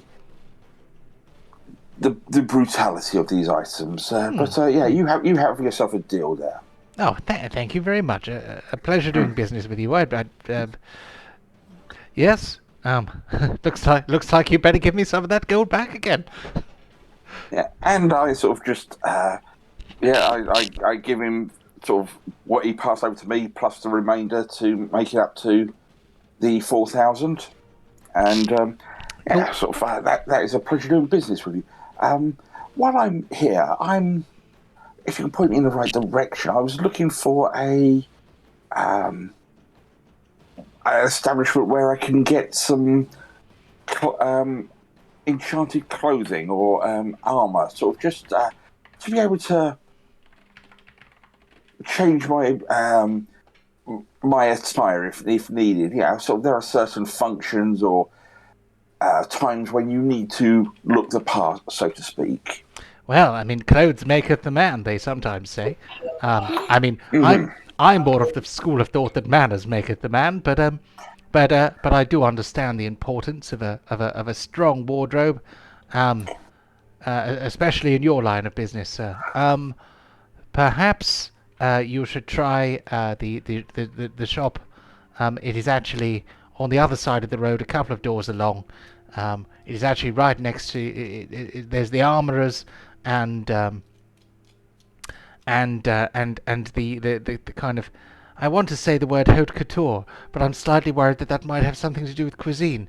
Um, my French is not that good, being as France doesn't exist in the Forgotten Realms. But you know what I mean. They have some nice clothes, and next door they have um, um, armor stuff. If I get to the shop that has the enchanted hosiery, I've probably gone too far. So Oh, that's right. Yes, yes. The an entire shop dedicated to enchanted hosiery. I mean, it's amazing, really. I mean, I don't pay too much attention to it, of course, but it does I'm sure fascinate one. Indeed, indeed. And I sort of give him sort of a nice handshake and a thank you for his for the deals, and I'll just pop over to the clothing place. Very good. Okay. Mm-hmm. Excuse me, little cough there. So, you head over to the enchanted clothier, and next door is the armourer. The person who is waiting to serve customers in the clothing shop is a prim and proper woman who appears to be in her 40s. She looks to be... I didn't talk about the age of any of the other characters, so I don't know why I'm doing it now. So stop that, John. Anyway, yes, Seeing this establishment is a little bit more respectful in that sense. I'll make sure I finish my my rat kebab and just throw all that away and just clean myself up before walking in there. And Very good. again, just out of politeness. Yeah.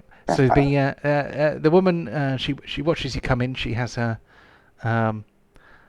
hair sort of in an updo. She looks like she looks immaculately dressed in an outfit that appears to be tailored but quite simple. So somebody with good taste would say, "Oh, that's a nice outfit," but it is at the same time it is quite down, quite subtle. So that somebody with a good eye would be like, "Oh." But yes, she says, good afternoon, sir. Can I interest you in a suit, perhaps? What can I do for you? Yeah, good afternoon. Good afternoon. I've been recommended over to this establishment due to the abilities and skills of this fine shop, plus your counterparts next door. I work with a bunch of sellswords, shall we say, and there's times when we need to look more the part when we're dealing with contracts or clients or dignitaries and the like, but still offer some form of protection in my line of work. And I was recommended that this might be an area where the collaboration of these two shops might be able to assist me. Oh, I believe I know exactly what you're talking about. So you would like to be both handsome and dignified, but also well protected. When the time is required. Right. Okay then. Well, there is a particular particular suit that I and my immediate colleague next door designed together. It is a triumph of the fusion of style and sophistication and the science of stopping things smashing you to hell. So we have this this suit of I mean it underneath the glamour, it's not too different to what you're wearing now, actually. So basically, it is a suit of studded leather armor, but with a glamour upon it. So it's a +1 suit of leather armor. So it's going to give you a good level of protection from slashing and stabbing attacks. It's but at the same time, and this is something that we could set up for you when we when we do the transaction. We have a little. We get you to write a word on a little bit of parchment, a little bit of enchanted parchment, and that will turn to ashes. That will allow you to set a magic word, and when you say that word, your suit of armor will turn into a fine suit of clothes, so that those that see you will not see that you are wearing a heavy suit of armor. It's got John Wick, James Bond over here.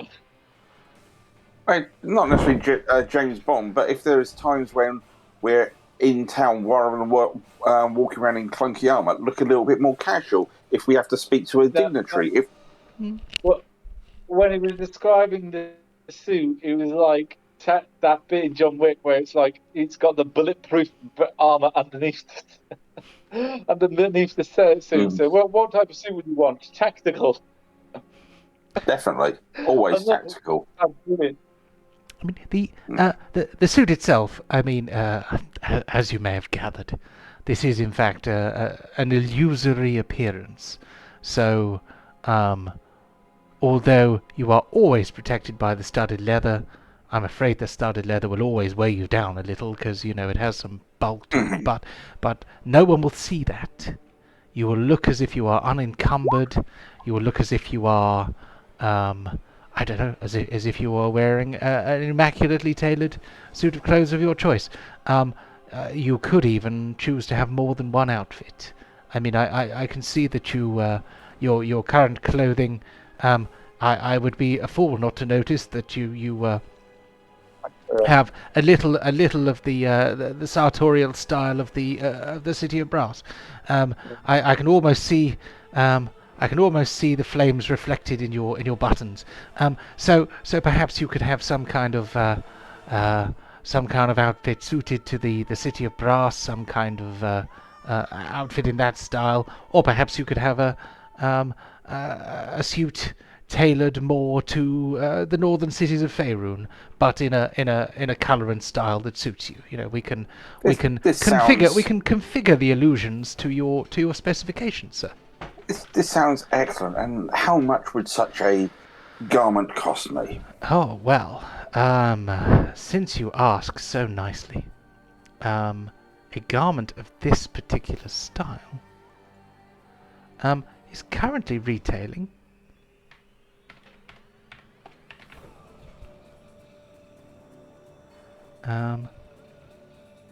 at a mere 2,000 gold pieces. It's a bargain, if I say so myself. I mean, you might spend a little more than half that just on a good suit of armor. So with this, you're getting a suit of clothes and a suit of armor. It's like 2 in 1. Yes, I totally understand. But as you said yourself, it is twice the cost of a similar suit of armor without the glamour attached. So is there a chance that we could meet a little bit down? I'm not asking too much, but just see what could be achieved. Well, let me see if I can add value before we diminish the price Yes. at all. Although I am allowed to offer discounts to good and discerning customers who might otherwise slip through our fingers, so to speak.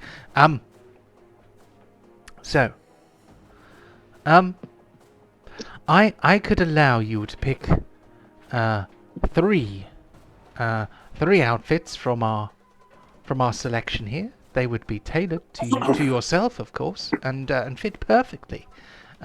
You would look immaculate at all times, and the wonderful thing about illusory clothing is that you never have to clean it.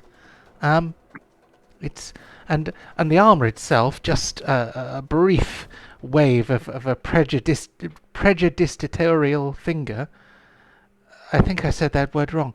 Prejudicitational finger. Anyway, you know what I mean. A brief wave of a hand with a bit of prestidigitation will remove any dust from between the studs. Three outfits of your choice. And well, I have a feeling this isn't going to be enough for you. So how about I offer you a 5% discount as well? I think with the offer of the tailored images plus a 5% discount, that is more than enough just to make sure make everyone feel that they've got something out of this. That is fine. Oh, very good. Well, I mean, you have only to choose the style of clothing, and then register your magic word, and then you will be fitted for your armor. It will be it will be a triumph. You will blend it at any occasion. Out of game, I'll do those bits after. Yeah, absolutely. Yes, please. Otherwise, we've got to sit and talk about clothes for 20 minutes. Nate, when I find you, I'll give you the bags with 2,600 gold. Cool, thank you. Okay. They were your items. So I'm going to very quickly check a setting in Discord because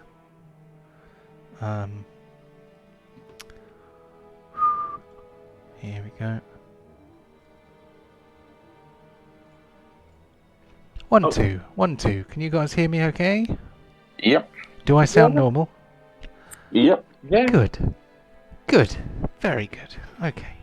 Oh god, that's ominous. So, I think now it is probably time that we return to our friend Carryrook, who is in search of advice and assistance for his recent evolution, shall we say.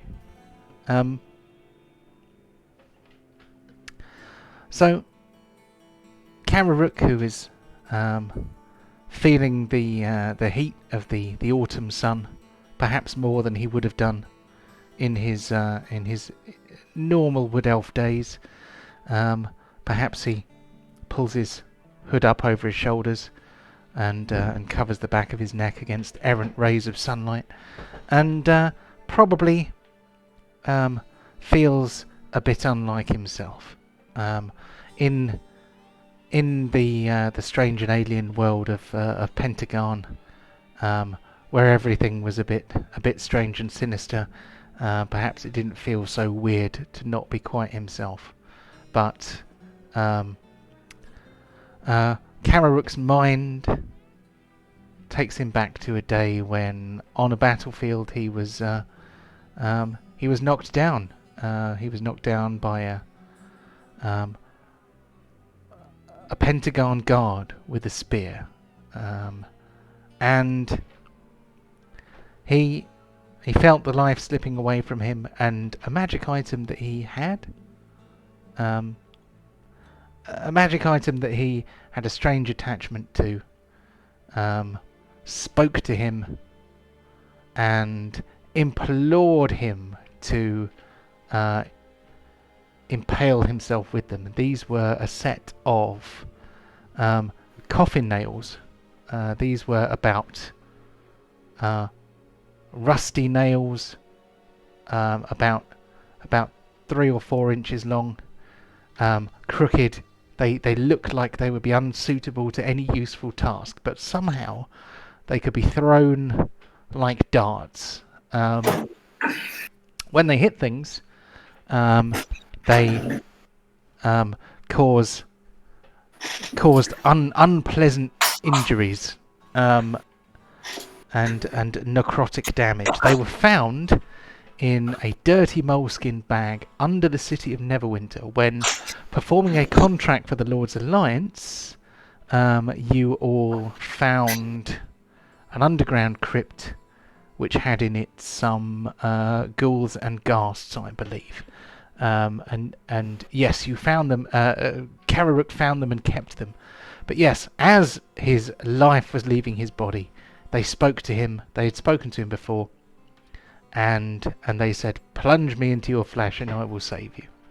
And so he did, and they melted into his body like quicksilver, and suddenly, he changed. He changed. He has taken on a somewhat vampiric cast. Mechanically, he has become a Dampier. But he wants to know what has happened to him. So walking around some of the more obscure streets near the Magician's Quarter, which neighbours kind of a religious community, if you like, where some of the more obscure some of the more obscure religions have little temples and houses, and these are kind of quite small buildings that are built for the priests of some of the more obscure religions. They're like kind of vicarages and nearby little temples, and these are what you might call small gods. You know, kind of gods that are not super important in the pantheons of the Forgotten Realms. Kararuk finds himself wandering around in this area because some of the bigger temples that he walked past on his way here somehow felt threatening to him. Kararuk sees an old man who has a slightly hollow-cheeked look to him and violet eyes. He is sitting on a little folding stool in front of an old tree stump, and he appears to be using some kind of divination set. And he looks up, and he meets eyes with you for just a second, and then he waves you over. Now wander over. Please, take a seat, my friend. It's shadier on that side of the door. I'll sit down. Thank you.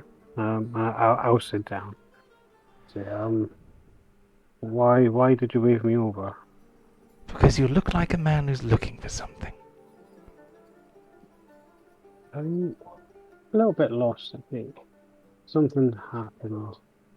Not quite myself. I'm just trying to figure out what actually happened to me, I guess, and what it means to my party. Oh. I'm sorry you're having trouble.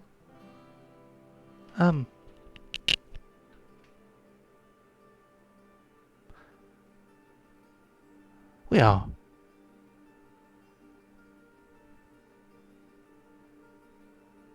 sometimes made to feel like we are not ourselves.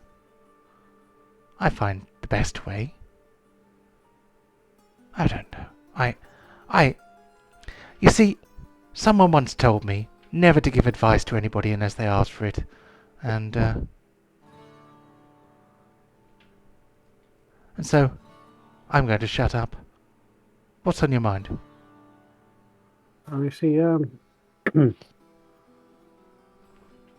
Ah, trust me. If this gets out, you'll be in trouble. But I was under Neverwinter on a quest, and we found some coffin nails. These coffin nails, they come in useful. I was able to throw them at people, and they caused necrotic damage, and the skin would waste away, etc. Which was good. It helped me out a couple of times. It got me some answers from certain people, stuff that needed to be done. But I was lying in a pool of my own blood with a spear through my chest. And these nails, they were kind of sentient, but they went to another level. And it said it'd save my life if I pierced my skin with them. My friends were off battling, running, and I just did not have the time. So I crushed these nails and it pierced my skin and it sort of disappeared into my veins. And it's really strange, but ever since then, everything's been a little bit different. I don't really need to... I don't actually breathe, but I'm still myself. I can climb up walls. Sometimes have a really bad thirst for something that I shouldn't have a thirst for. Something's not quite right. I begin to understand your dilemma, my boy. It is, it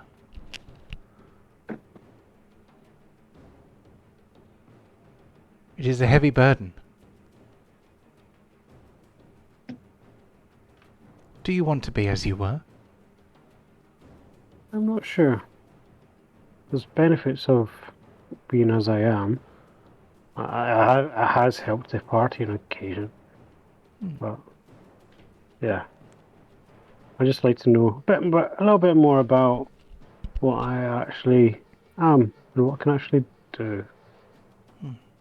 I am the last living priest of a god whose name is largely forgotten. And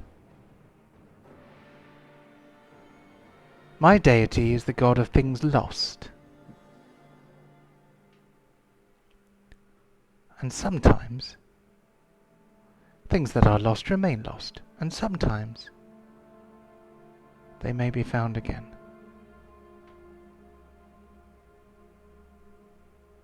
So, if you feel like you have lost a part of yourself,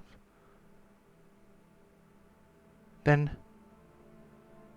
maybe if you pray to my God, you will find it again. Or, otherwise, you may learn to reconcile yourself to the change. So do you know what I've become then?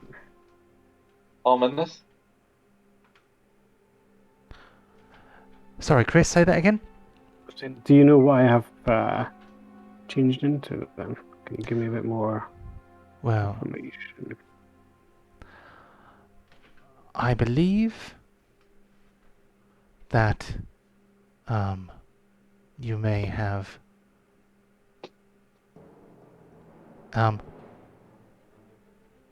well, you are at a crossroads, shall we say. I am alive. I am old. Not too far from death, to be sure. But I am on one side of the crossroads, approaching. You stand at the crossroads. Most people stand on one side or the other, but you are somewhere in between. It's an interesting place to be, I think.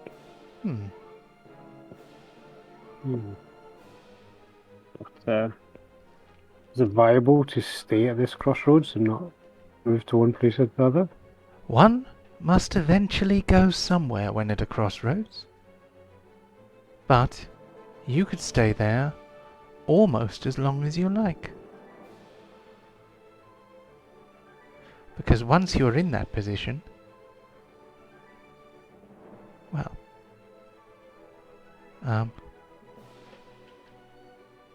you could stay there a lifetime, 2 lifetimes, 1 day. All things must end. But right now, you're stuck in the middle. Okay. I quite like being here, I think. I Hmm. think I'm starting to understand a bit more about where I am and what I can do, I think. It's strange. I have a deep hatred for dragons, and I have a deep hatred for vampires, which is something I think I'm heading towards, but I don't really want to be there. I want to. Yes, it's interesting. Well, there are other clerics that deal with undeath.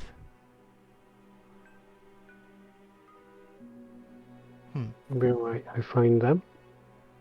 Well, you may find that they're not very accepting of your current condition. However,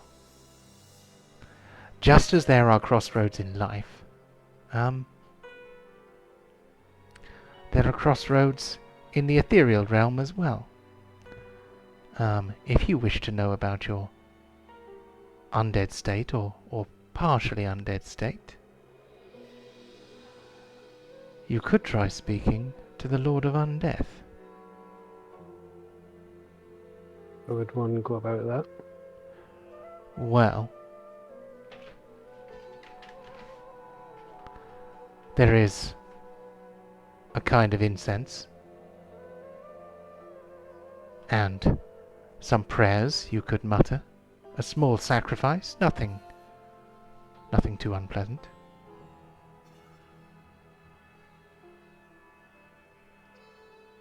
And would someone be able to guide me, or is this something I need to do alone? I can show you how. Yeah, if you Or, can show me. I mean, I could perform the ritual for you.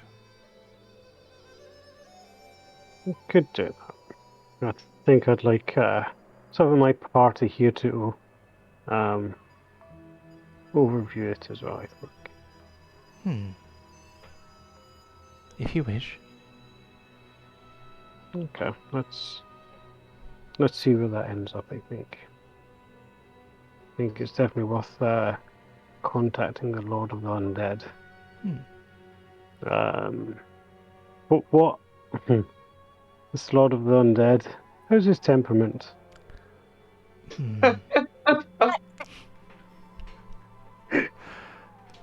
Well,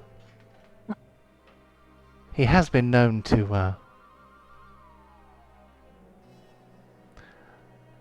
be somewhat wrathful to the living, but those in your predicament, I'm sure would be welcomed into his presence. I don't want to be welcomed too much too quickly, thank you very much. As you wish. But, I think with my colleagues around me, it's probably worth going through this ritual. But let me talk to them. Very well. Come back whenever you're ready. Thank you very much.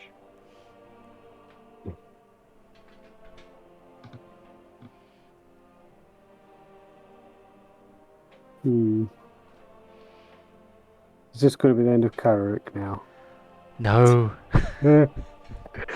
Alright, I'm going to go and find a funny when your party. soul's on the line, is it? Come on, Dad, doesn't matter. Your soul's gone anyway. I can get mine back. I haven't lost it yet. Wait till I speak to the Lord of the Undead. That may change. Oh, fuck. Get 64 kills in by then. So Cool. I am going to. You can come back and talk to this man a bit later on if you like. Okay. It will be the same day or the day after. For now, I want to move things along a little. Mm-hmm. I am going to twist your arms a little bit and get you perhaps to reconvene in the market quarter where the best street restaurants are. Perhaps you meet to share a meal and a drink, and you sit around a table in the autumn sunshine. Perhaps Kararook picks the shadiest seat. There is a little umbrella, a parasol over your table, and yeah, food and drink are delivered to your table. The cuisine in Neverwinter is quite varied. You can find the cuisine from almost any culture in the Forgotten Realms. There is some representation of it here. Perhaps it's a bit like having a curry in London. It's probably nothing like having a curry in India, but it's probably a pretty good culinary experience.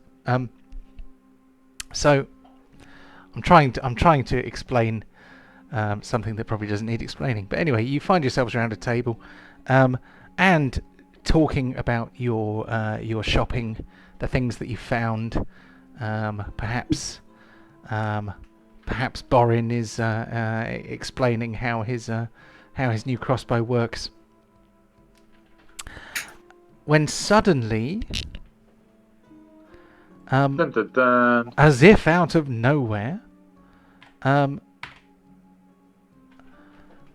parrot appears. Now this parrot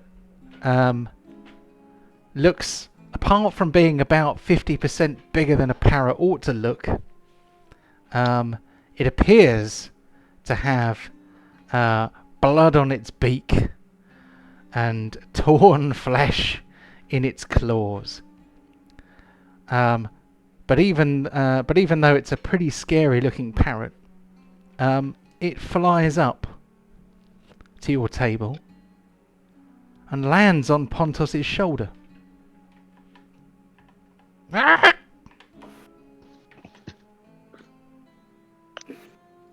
Mr. Beaky. Hello. You have finally returned. No, you have finally returned. What? To everyone that has idea, this is Mr. Beak. He is part of my animal kingdom I am slowly building. I'm assuming he's the brains of the outfit, Pontos. He's the brains of all of us. Okay. But as How many other animals do you have in your animal kingdom? hot on the heels of Beak though, is another person that you recognise. She's probably not carrying her enormous scythe. Oh dear. Oh god. And her wings are probably folded away. Okay. I didn't actually watch what happened with this particular character. I don't know what your problem is with her, to be honest, Michael. She's lovely. What do you know? Yeah. But anyway, Tia, who is looking, for the most part, like a normal human, she walks up to the table and she says, "Hi guys, how you doing?" You're looking a lot better than last time we saw you, Tia. I know. Yeah, I nearly got assimilated by evil machine parts from Mechanus. It wasn't good. But yeah. I was just having a little R&R, and I ran into this parrot. We got talking. Turned out we had a mutual friend. That would be me. It's always nice when people the circles of friends interlink like this. I know, right? Yeah. I've been a bit bored since I saw you last, to be honest. How are you, Pontos? I'm good. Got myself a pig. Obviously, I'll turn to Mr. Beak and say he hasn't replaced you without you Bacon hearing what I'm saying. I can't have them both thinking they're not my best friends. I've met your pig. I mean, it's been a while, but I'm pretty sure I've met your pig. But He snogged your pig. has anything really weird happened to you lately, Pontos?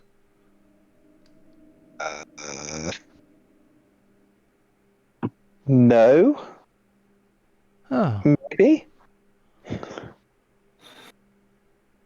No, not like I don't know, a tingle or an itch or No. a strange glowing light or something or. That's just a syphilis. Oh.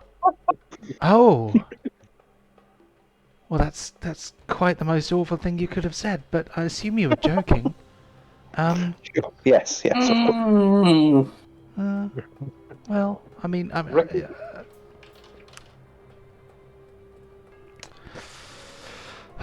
to say?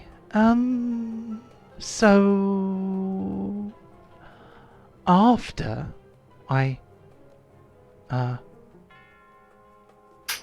was saved from being turned into a scary robot demon thing, with cogs and the steampunk thing, it doesn't match my aesthetic at all. I was so an old girlfriend, a priestess I know. She lives on this lovely little desert island west of the Sea of Swords, and she was. Turns out she was beachcombing one day, looking for cool stuff like you do, and she found this leathery old blue foot, and it was all pickled in seawater, and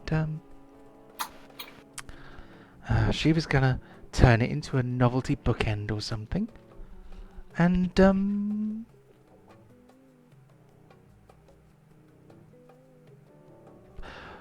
when she tried to enchant it to preserve it,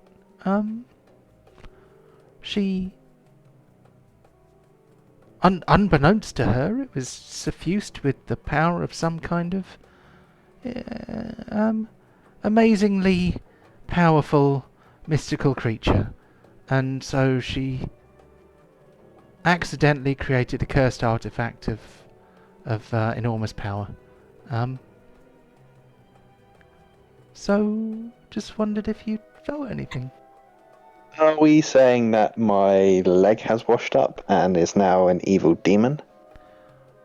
I wouldn't go that far, but Does it have a soul? But your severed leg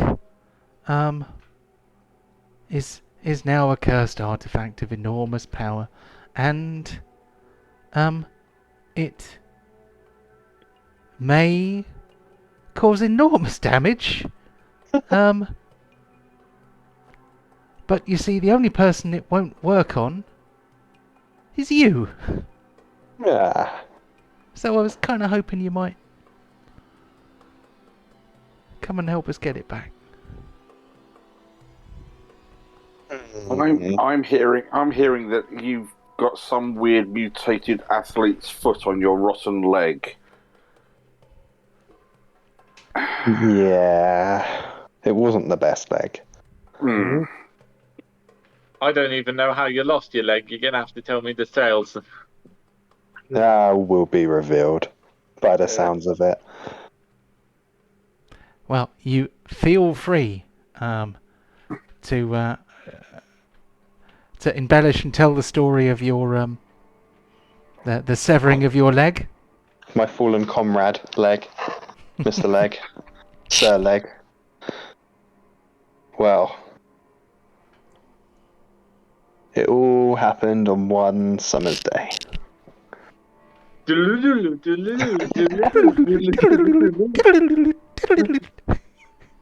I was merely a fisherman rolling across the sea, fishing all sorts of weird and wonderful little fishies. And then, with my humble companion, Beak. As we were fishing one day, me and the crew, and Beak of course, stumbled across what we can only classify as a rather big, huge little kraken. I understand those words don't make much sense altogether there, but it was a fucking big kraken. Unfortunately for us, with one big swoop, he took out almost all of the boat and pretty much took everyone out. Beak flew away, but he grabbed me by my leg. Now, the only way I could escape, you can kind of see where this is going, is Beak, before he escaped, came back at me and chewed through my entire leg to help me escape. Now, I fell into the sea, Beak flew away, and I washed upon shore. I don't Cut your leg off, I did! That's what the ripped flesh is in his talons. He got a leg over you. He did. Basically, the parrot chewed through my leg. I washed upon shore, and I will reveal more later. Very It's good. terrible. Thank you for that.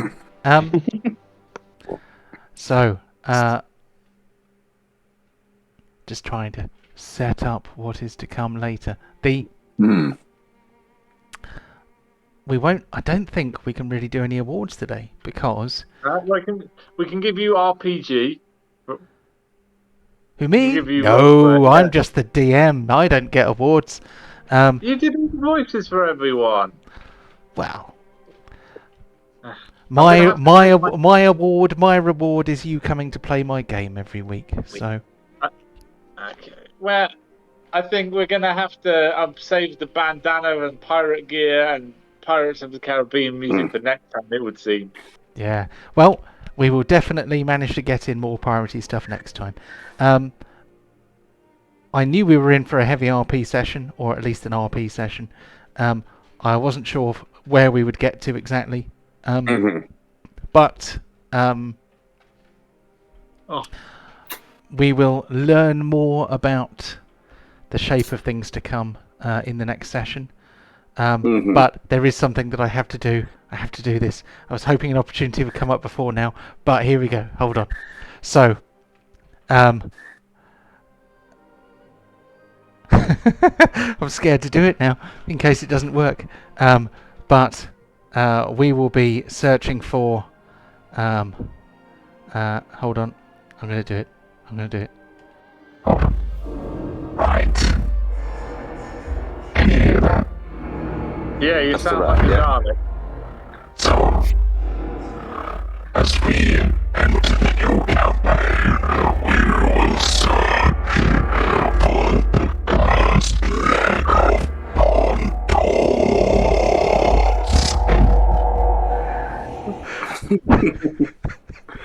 You've had too much time in your hands. Oh, it sounded like Batfleck. Oh, I don't know what that's going to sound like on the video, but in my ears it's like. Oh, we're slowly amping up to a good series now. We got medals, we got sound effects, we got gonna get music, we're gonna get props. And I kept accidentally giving myself the glowing eyes, which kind of spoilt the surprise a little bit, but. On my screen, you're just slightly off, so I never saw anything. Oh, did you see it when I did it that time? Or... I saw a little bit of it. When I watch it back, I'll see you properly, so it's not a problem. Cool. I hope it recorded that. Otherwise, it would just be me kind of whispering into the mic and thinking that I sound really scary. But I have got a voice changer. I got a voice modifying app, and I also got Snap Camera or whatever it's called, which means that I can put in some visual effects over myself, so I can give myself scary evil god eyes. Good. And the problem is that I apparently I hit Shift H more often than I thought I did, so I accidentally gave the game away there. But yes, so as always, I'm trying to up the game when it comes to aesthetics, and anyway, it is what I love to do. So the other thing that I want to try and do is get some animated tokens going, but I haven't quite worked out how to do that yet. But eventually we will have the sexiest looking RPG game that's played online ever. So, can we, in the last 5 minutes, decide what you would like to do in the next session? Now, based on what you know so far. Well, it sounds like we got to go and find a missing leg, which is on an island somewhere. Yeah. Cool. So there's the obvious bit is jump on a boat, head west, and find this island. Obviously, it's going to be as simple as that, and we'll get this season done in about 2 weeks. Job done. Of course. Yeah. Of course. Ain't nothing else to it. Yeah. Go to the island, sort out the leg, and then come back and have a nice cool pint and wait for it all to blow over. To the ship. To the Kraken. Yeah. The thing is, after what's been said tonight, the Kraken's not the thing I'm most worried about. We don't know that though, do we? This is Kev speaking. It's like, okay, right. So, yeah, I mean, Carrot was saying about just quickly going back to Fandlin and see how they're progressing, see how the house is going there. And I've got no problem if we want to do a quick detour there, and then jump on the boat and carry on, or if we just carry on straight out into the coast and hope for the best. Yeah, we can always send a pigeon or something. Yeah, you can send a pigeon or a scroll or something. Yep. If and I know this rarely happens. This is like Kev said earlier. This is the life of the DM. But if you have a message that you would like to send to Fandolin, to the Rock Seekers, let me know in the Discord chat what you would like to say to them, what you'd like to ask them. And then we can deal with the correspondence at the beginning of next session. We can look into Kararuk's esoteric issues. Early doors next week as well. And then you can prepare for a voyage and start a voyage too, most likely. One thing you will need is a crew. Because you had some sailors before. But we spent 24 sessions in a different country, so I'm assuming that your boat is probably just sitting there in the dock, waiting for you to come and get in it. And we're paying money for it. Yeah. Oh yes, you probably have a massive arrears on your mooring charges, and you. We got some money in the kitty. We'll see how it goes. I mean, I didn't spend all my 5, so you've got $4,000 there if you need it. Oh, it's not likely to be thousands of gold though. It's more likely to be thousands of copper. So. No worries. For a long time, I've got thousands. Yeah. I'll give my 4,000 back to the kitty, by the way. It's yours for now. Yeah. Because otherwise, if it goes back in the kitty, it'll then get divided 5 ways again. So that's your share. Well, how many does it actually need to be crewed by? Let's find that out in the next session. That's fair. Is it a frigate? Is it a destroyer? Is it a cruiser? Wow, is it? It's a ship. It's a swan pedalo. Oh my god. We've all got a pedalo each. Woohoo! No, just the one. Just the one?